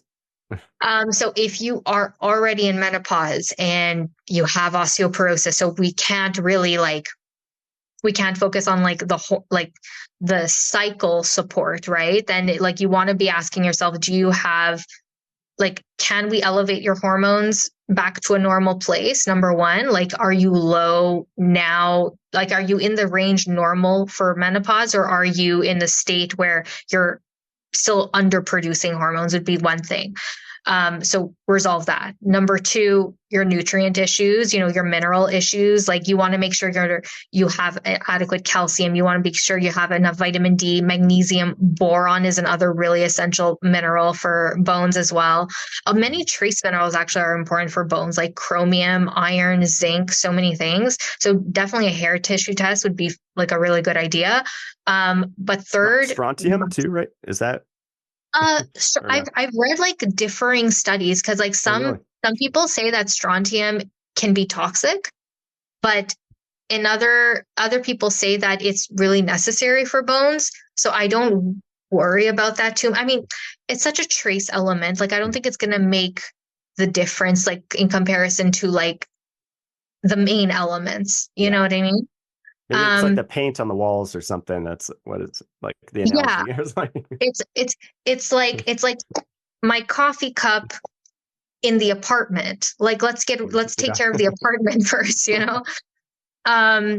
Also strength training, because like you want to like sending that signal to rebuild bone faster than the bone breakdown, because you have two hormones that are affecting like the bones. Or there's the osteoblast and the osteoclast. So one is repairing it and one is breaking it down. So you want to make sure that you're repairing bone faster than it's actually breaking down. And strength training has been shown to help with that as well. So lifting heavy weights, really important. Also making sure you're eating enough protein. Like calcium metabolism is dependent on protein metabolism. So making sure you're getting that 100 grams threshold minimum a day is going to be really key here.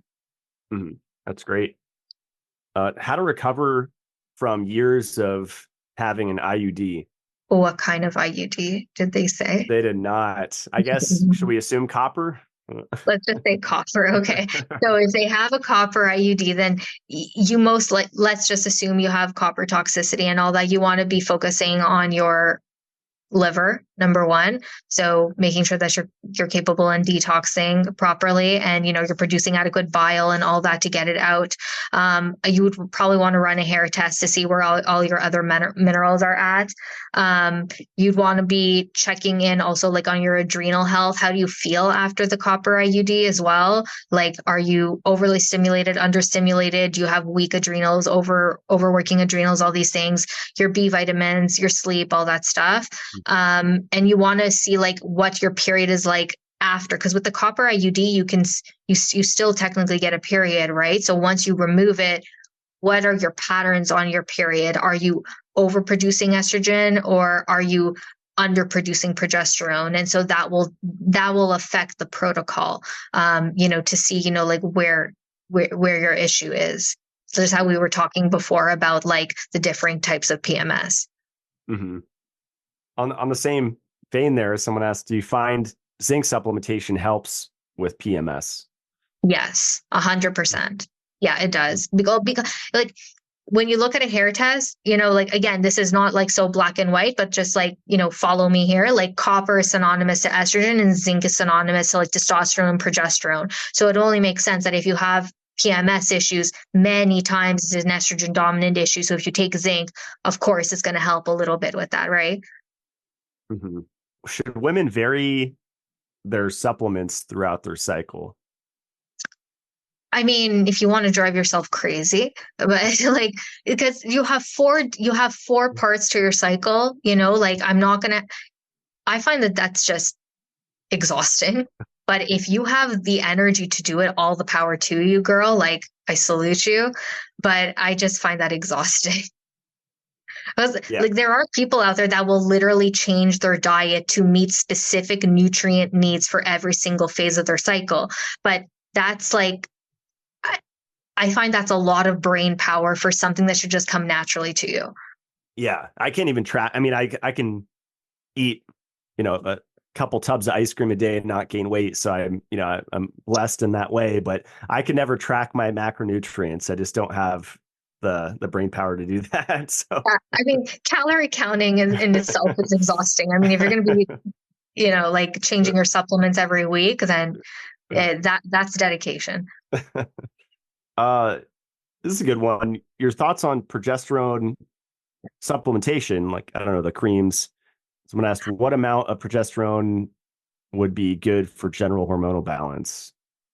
So there's many different variations of like the dosage. I think like the minimal dose is like 5 or 10 milligrams, if I'm not mistaken. But I don't think it's bad. I think it's great, especially if you are trying to get you to a place where you have to mitigate the effects of like of an estrogen dominant state, to get yourself back to feeling good again. But also the thing is at the end of the day is like, why do you need it? Like, what's the problem that makes you need it? Right. And that I feel people kind of forget that and goes over their head. They're like, well, now I'm on the supplement and it's fixed my problem and I'm good. But if you're low in progesterone to begin with, why is it happening? Like, is there something going on with your thyroid? Is there something going on in your gut? Is there a stressor? Are you not sleeping? Or like nutrient deficiency, whatever it is. Like, it's great to have as a band-aid solution. By no means is it a horrible thing to take. Just like how also going on basic BHRT, when you're in menopause can be very useful. But why is it happening in the first place? Solve the why, right? Mm-hmm. Yeah, it's great. Let's see. Fertility boosting nutritional advice. You say just adequate protein, carbs, like the usual. Or what are your recommendations for like if someone wants to get pregnant, just a lot of animal foods?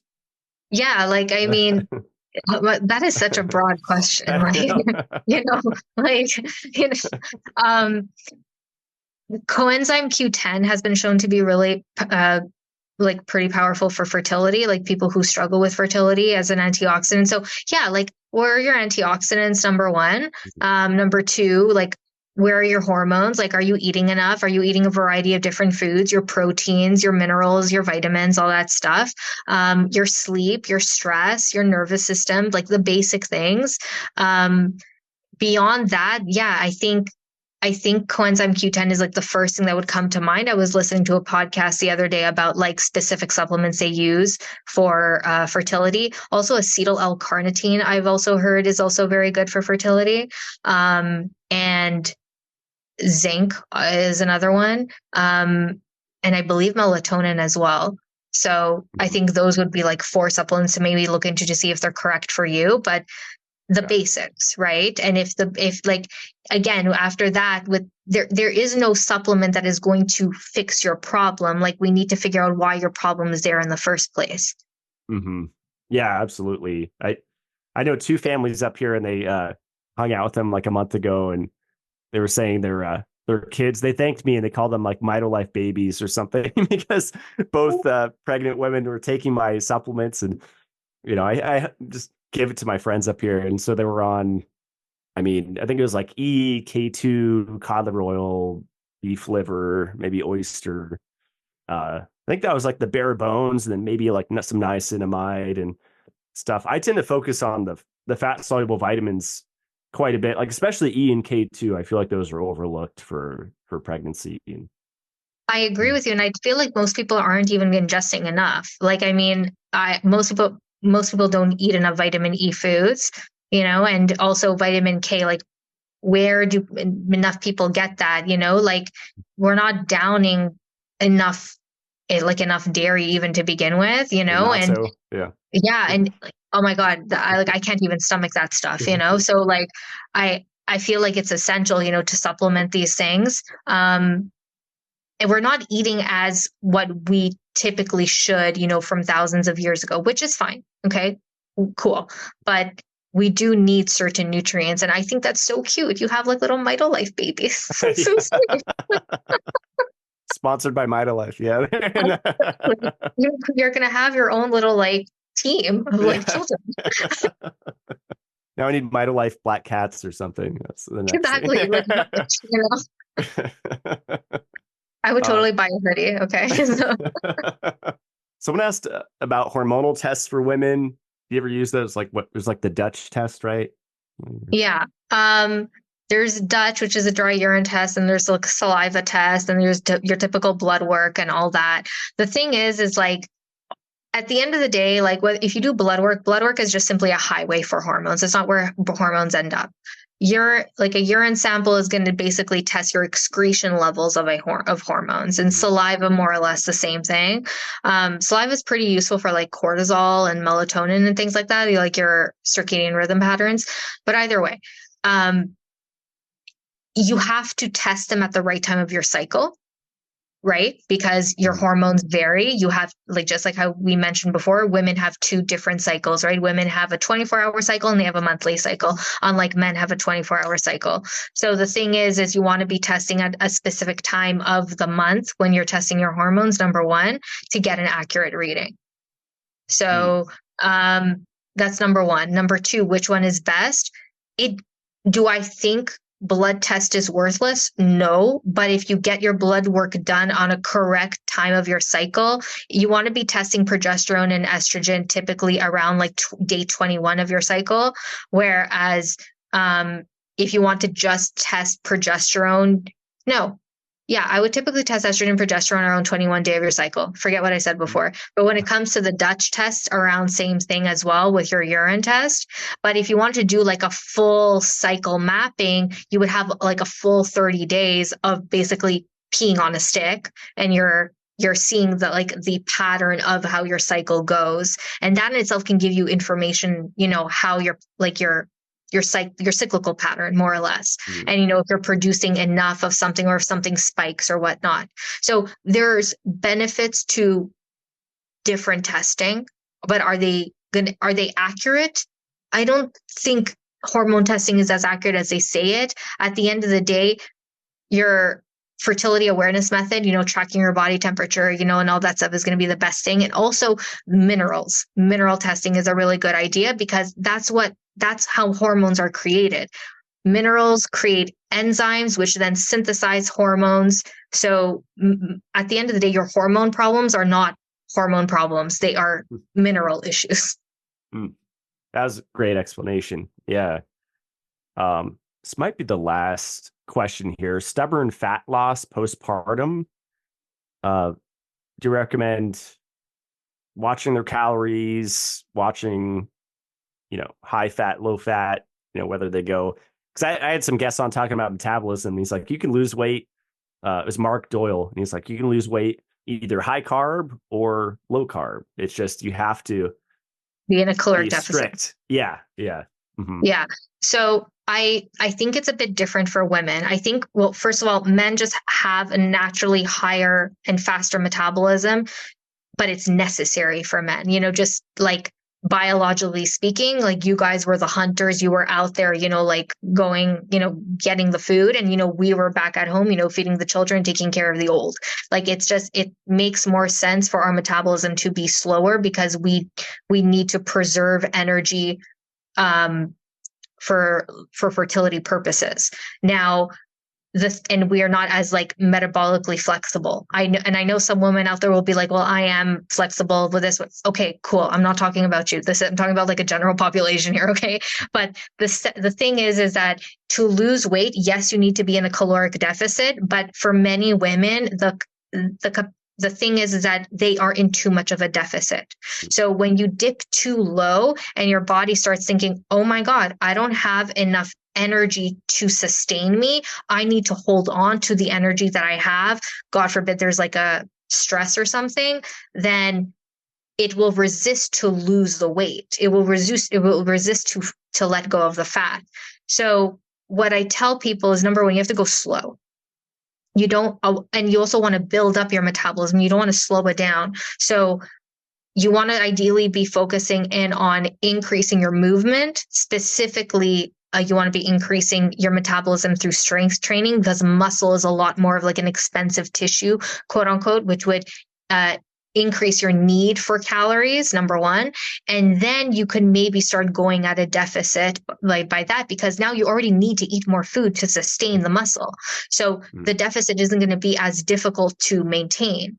So let's say your maintenance calories is 2,000 calories. You start weight training and you need to increase a little bit, maybe by like 1 to 200 calories to increase that muscle mass. Once you get a bit of muscle mass on you, you could start cutting some calories by maybe 300-400 calories, and you're down to maybe 1,800 calories and you're losing weight slowly, but it's happening. So it's a slow process, but it's better to be slow than quick and mess yourself up. That's awesome. Yeah. And I think a lot of people don't realize the effects that heavy metals have on fat storage, because that's pretty significant, right? Yeah, because especially if like you get it around like your belly area, because like your fat cells around your belly area have a higher affinity for cortisol. And so when you tend to be stressed, you tend to like also absorb like more estrogenic compounds into the fat cells, which could then also be like metals and hormones and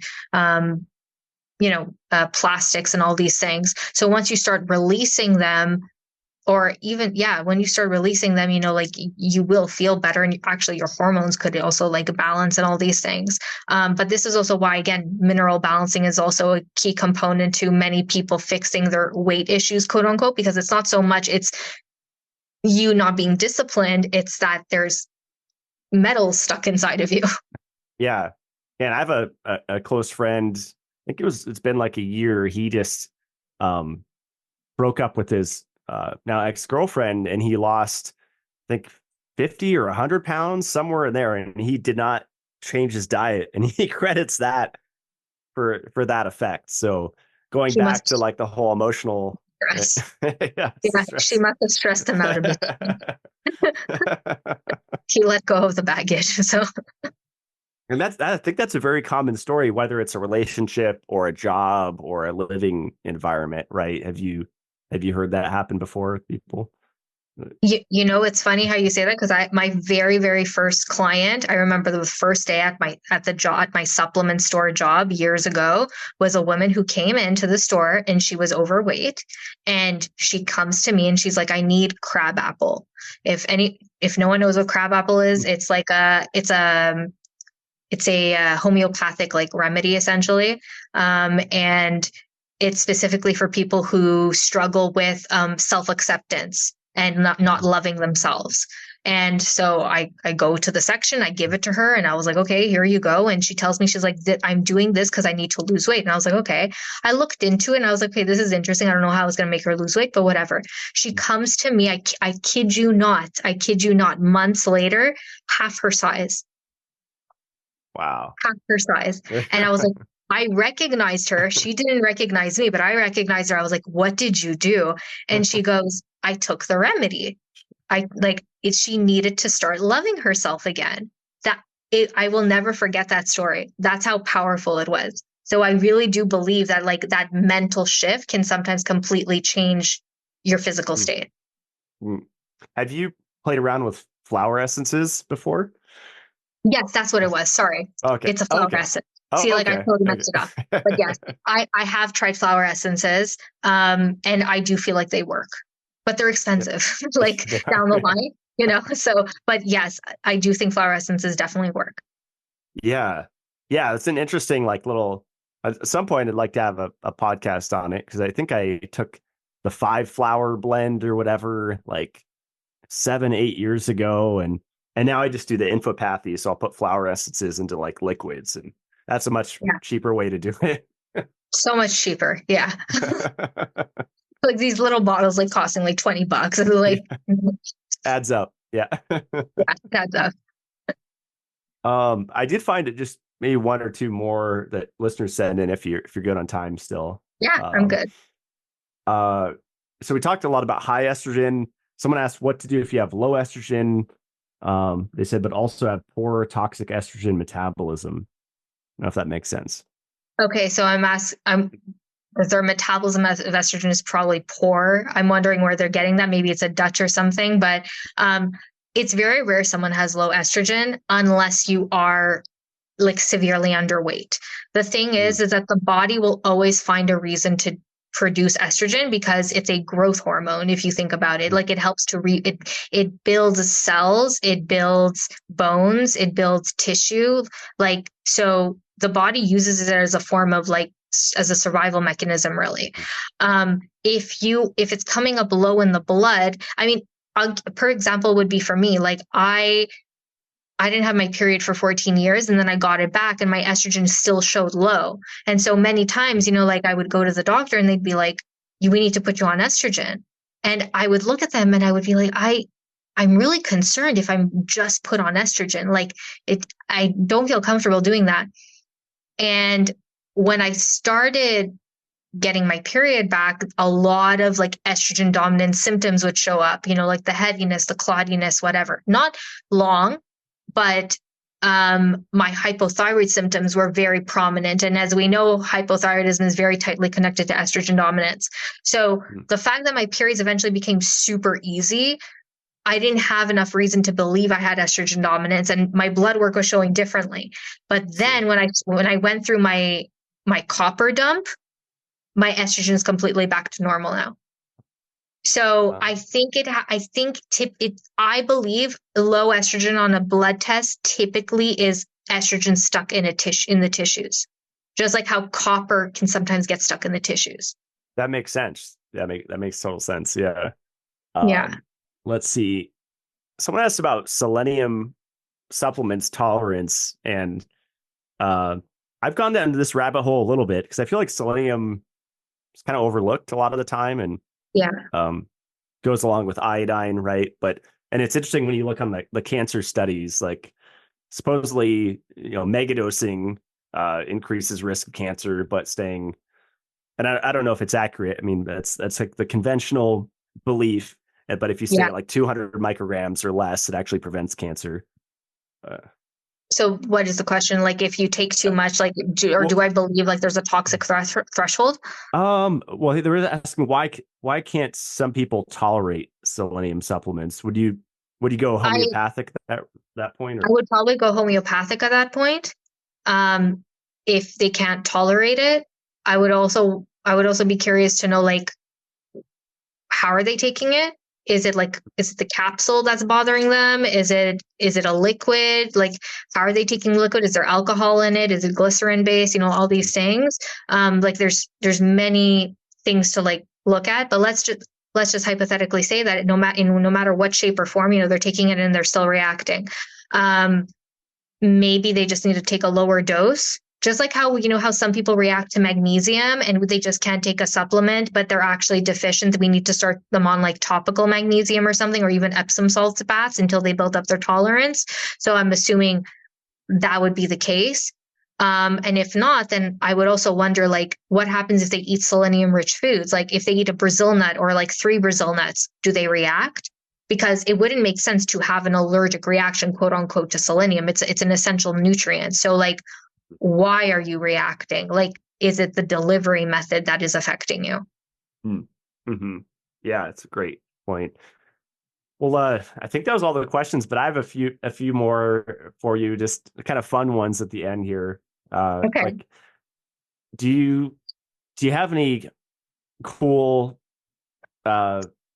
tech or any like cleanses that you do with clients? Like, you know, I mean, there's a million things out there: castor oil packs, ionic foot baths. Like, neurofeedback, sensory deprivation. I mean, I mean, hundreds of things, right? Mhm. Are there any therapies you found working with clients that you've been drawn to that are um, easy enough to access, that are, just beyond like sauna and coffee enemas and Castor oil packs too. I would also add, as you Mhm. mentioned, yeah, the saunas, the coffee enemas, and the castor oil packs are the easiest for people to access to. Anything beyond that, like if it requires them to go to a spa or a clinic or something that they can't do at home, I try to make it easy for my clients because number one, it's money, and number two, it's time, and number three, it's stress. So we're trying to mitigate that as much as we can for people so they can keep on things, because if they feel like they can't introduce it into their life seamlessly, they're going to be less inclined to follow the protocol and stay on top of what's recommended for them. So easy peasy pumpkin easy, is my motto. red light. Do you ever recommend that for clients? Red light therapy? Typically that's with the sauna. Mhm. Um, but yeah, so yes. But yeah, like if they can't get it through the sauna, I guess I'm recommending red light for sure. Mm. Especially if they have like any type of like pain of any issues or sleep issues, or even hair loss issues, like red light for sure. Do you think knowing your astrology chart can help you improve your health? Just having the awareness of Yes, who you are. there's a science out there called medical astrology. I'm not an astrologer, so unfortunately I can't speak on this too much, but I've literally, I don't know if you can't see this now, but like I bought like 2 books all about astrology because I want to dive into it. But I have been reading up on it, and you can pinpoint people's weaknesses based off of their natal chart. And you can also pinpoint when someone can potentially, quote unquote, get sick based off of following their yearly astrology. But by looking at their birth chart, you can see like their weaknesses specifically based off of their rising sign. So we have like your sun, moon, and rising. So a perfect example would be like, I'm a Pisces rising. I'm a Capricorn sun, Cancer moon, Pisces rising. Pisces, the body part that they specifically rule over is the feet, but they also rule over the lymphatic system. And so I have to be really, really careful, like on making sure I hydrate myself really, really well, and that I'm moving every day. And ironically, I feel better when I move. You can't keep me sitting down or in one place too often, because then I do feel unwell.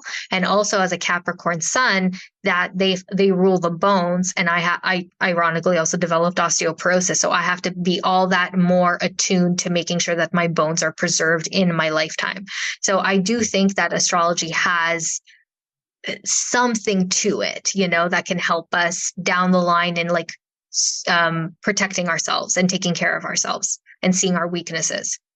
Mm-hmm. Yeah, I know. There's a lot of talk of like the moon influence, but recently there was like super strong, was it coronal mass ejections, like strongest in years, like from the sun that were coming at the earth. And people were saying it's not a good time to uh, go on dates or like kind of like lay low. So a lot of people were saying during those, sun ejections. So it's so interesting. I mean, when you look at the influence of, I mean, everything influences us, right? Beyond what people think. Like, Yeah, and well, astrology was the oldest form of medicine, like way back with the Egyptians, like this is how they like kind of kept people alive more or less, like, and, tried to see, like who is suitable to reign over like royalty. Like astrology is not just a woo woo type of girl stuff, like it was used as a science. It's the oldest form of science known to man. And so I feel like people don't appreciate like what it can actually offer. And it's very tightly correlated to homeopathy as well, which in my opinion, homeopathy, astrology, and mineral balancing are very closely intertwined. Interesting. Are there any general recommendations you give to women when there's a full moon? Don't manifest anything. Like the full moon is really a time to release things, like so to lay low, to make sure that, you're essentially ready to let go of things that no longer serve you. A lot of people, because think of it this way, the full moon is at its full capacity, right? So it's already full. So you don't want to add more to the fullness, because then the bucket is going to overspill. So it's really a time to just see what's already there and let go of like what you no longer need. That's awesome. Well, your website is your name and then .ca. Is that correct? Yeah. BarbaraMadimenos.ca. Awesome. And then also on Instagram, is it your name? The same thing. Yeah. Barbara Madimenos. Cool. This was really fun. Yeah, I think we packed a lot of information in here. You shared a lot of good stuff. So thank you. I had so much fun here, and thank you for having me. I was so nervous, but I'm super glad I did. No, you did great. How can people work with you? Like, what do you offer right now? Yeah, so people could work with me one-on-one. I offer a 4-month coaching program and 8-month program as well. But I also have an energetic and mineral course that I just released. Actually, was it last month? Yeah, it was last month. So yeah, you could always look into that if you want to kind of dive into the energetics of minerals and understanding the emotional component to minerals and like the ratios and the mineral patterns and all that stuff, and how you could also help to kind of navigate your own energetic patterns as well. But yeah, so you can find all of that in the link in my bio on my Instagram. That's awesome. I just saw, do you have your own podcast, or do you have like no, a podcast?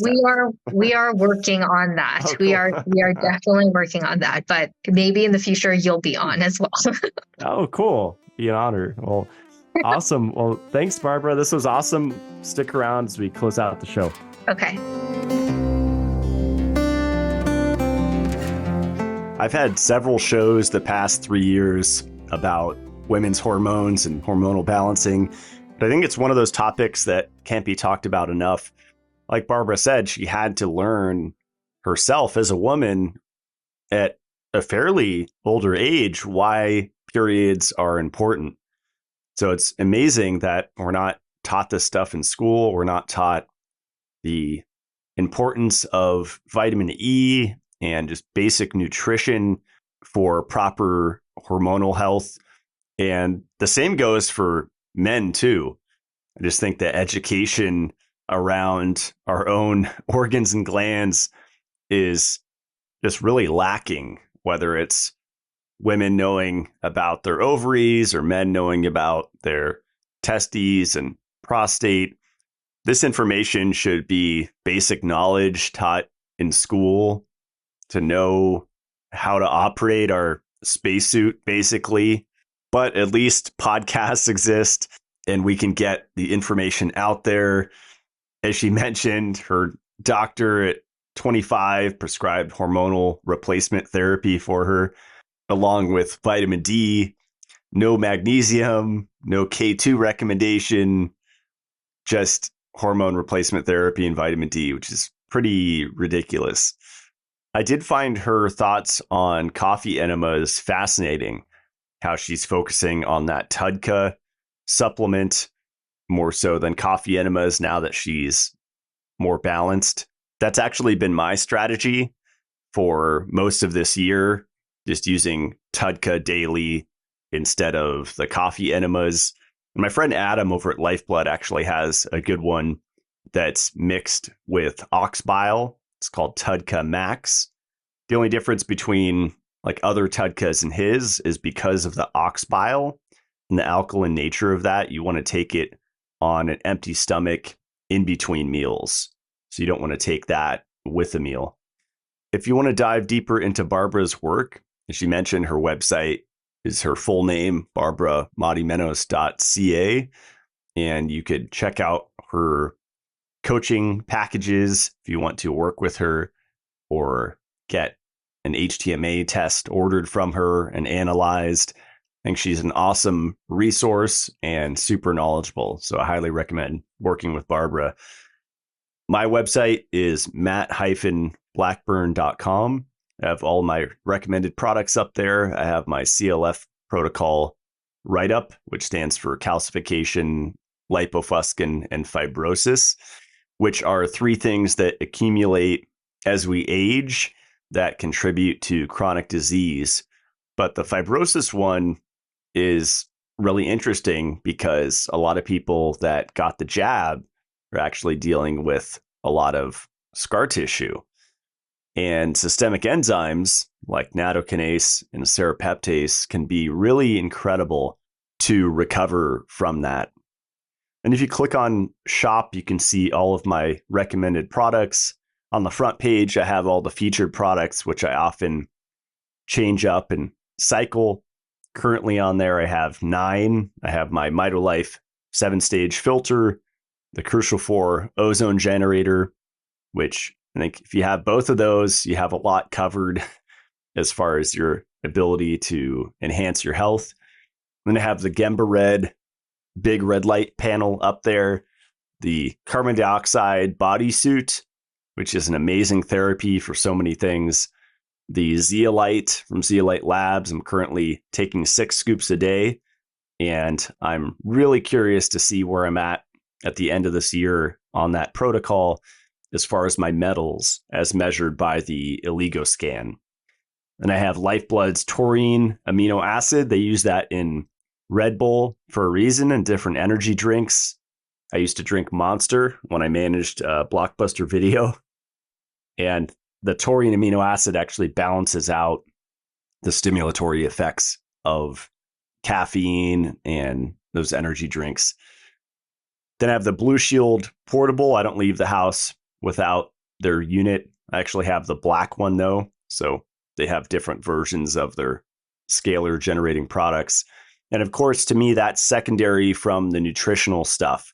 So keeping my zinc status up, selenium, magnesium, vitamin E, vitamin C, all of that is foundational for EMF protection. And then anything else to me is just extra. And then I have the light water, deuterium depleted water. Definitely check out the work of Laszlo Boros on deuterium. There's just definitive science on deuterium depletion and all of the various health benefits that has, even for really serious disease mitigation. And then I have my favorite bed up there, the Swiss Dream Bed, which is a Canadian company, no metal, all wood, all really clean materials that don't off gas. And my website is MitoLife. You can find that at mitolife.co. Exciting announcement. Under the Living tab, you'll find a new product. That is the coffee. Just came out yesterday. And our current small batch is from Brazil, from a region of Brazil called Valle de Grama. I probably butchered the pronunciation there because I'm not Spanish, but there it is. And the roast date's May 22nd. So always look for the roast date. There's a lot of education that I shared in a social media post about this. A lot of these clean, boutique, lab-tested coffee, they don't have a roast date and they don't even have an origin. So you don't know when it was roasted or where it came from. And to me, that's a huge issue because people are focusing on the wrong thing generally in the health field. And they're looking for organic or mold tested or whatever. And it's kind of similar as a cigar aficionado to organic tobacco. Tobacco is an antiparasitic. Tobacco is a carnivorous plant. I grew tobacco myself and I watched it eat bugs. Bugs would land on it. It would get caught on the leaves. And the plant, I would watch over several days, it digests the bug and just leave their skeleton. And so there's so much misinformation out there, whether it's the tobacco industry or the coffee industry. I think a lot of things are overblown. My friend shared a great article with me yesterday titled "Mold in a Coffee Maker Can Turn That Bean Water into a Health Hazard." And it goes into how common it is for mold to be found in a coffee maker. That's why you want to clean your coffee machine regularly way more important than getting lab-tested, boutique, clean coffee. Another exciting announcement, another new product. If you go under the water tab, you'll see the KDF shower solution. And that's the title because the filtration media is primarily KDF 55, which focuses on chlorine and heavy metals, and it even slightly softens the water. Then we also put some activated coconut carbon in there as well to kind of polish the water. So the issue with most water filters, and I've experienced this when traveling and buying a cheap $30 one from Home Depot, is that there's not enough filtration media in there to really make a difference. Just the sheer volume of media in the cartridge is not enough, and the water's moving through it so fast. So what we focused in on this filter, it's not excessively large, but it's large enough to do the job and to remove most of the chlorine, the heavy metals, and the things that people are primarily concerned with. I had been promoting a filter for several years that was dual KDF. So that means instead of 55, it had 55 and KDF 85. The issue with that is that you have now less of the KDF 55 filtration media. So it's split in 50-50. And then you add a third filtration media in there called SIR 900 that supposedly removes fluoride from the water. And now you even cut back that media even more. And this goes against my whole philosophy, whether it's supplements or any health product. A lot of companies are using this as marketing, like the more is better mentality. We have all 7 forms of magnesium, but what if you want a significant amount of taurine or glycine, which are the amino acids that are often bound to magnesium? Those are the ones that are bound in our magnesium product. Or in the case of zinc, why do you want 5 different forms of zinc in one pill? What if you want a lot of carnosine, which has anti-glycation effects and muscular promoting effects and neuroprotective effects and anti-aging and diabetes prevention, cardiovascular protective? You don't get that if you're taking a million different forms and you're not getting enough. So I think that's the same for the shower filter. Just go for the KDF 55 because that's the one that's the most effective. Most people are trying to mitigate the chlorine and yes, also the heavy metals, which KDF 55 does. But as far as all the other stuff, it's really focusing on the wrong thing. The focus is really in the chlorine reduction. So that product's been selling really well. We actually only have 19 left in stock as of this recording. We blew through the inventory that we had. So if you're interested in getting a really good shower filter, I'd jump on that before it's out of stock. And if you click on the wellness tab, you can see all of our supplements, mostly encapsulated products. We have one tablet product called Panacea Shilajit. If there's just one supplement that you took from our website, it would be that one. I take 5 tablets every morning with my coffee. That's 1 gram of Shilajit. It's a really powerful mineral source, especially for trace minerals, and also a great source of dibenzo alpha pyrones and fulvic humic acid, and a lot of really unique compounds in there with a lot of benefits. And then check out my YouTube. It's MitoLife Academy. There's actually a link at the bottom of the MitoLife site straight to that. And the last couple days have actually been recording a bunch of content for there. 2 different videos that you get per month if you pay $15. And then a live Q&A the last day of every month where I answer listener questions for a couple hours. If you want to keep up to date on what I'm researching and sharing, check out my Instagram. It's Matt Blackburn. Then we also have a MitoLife Instagram page, both of which are shadow banned. So help us out and give a follow to both and like the posts.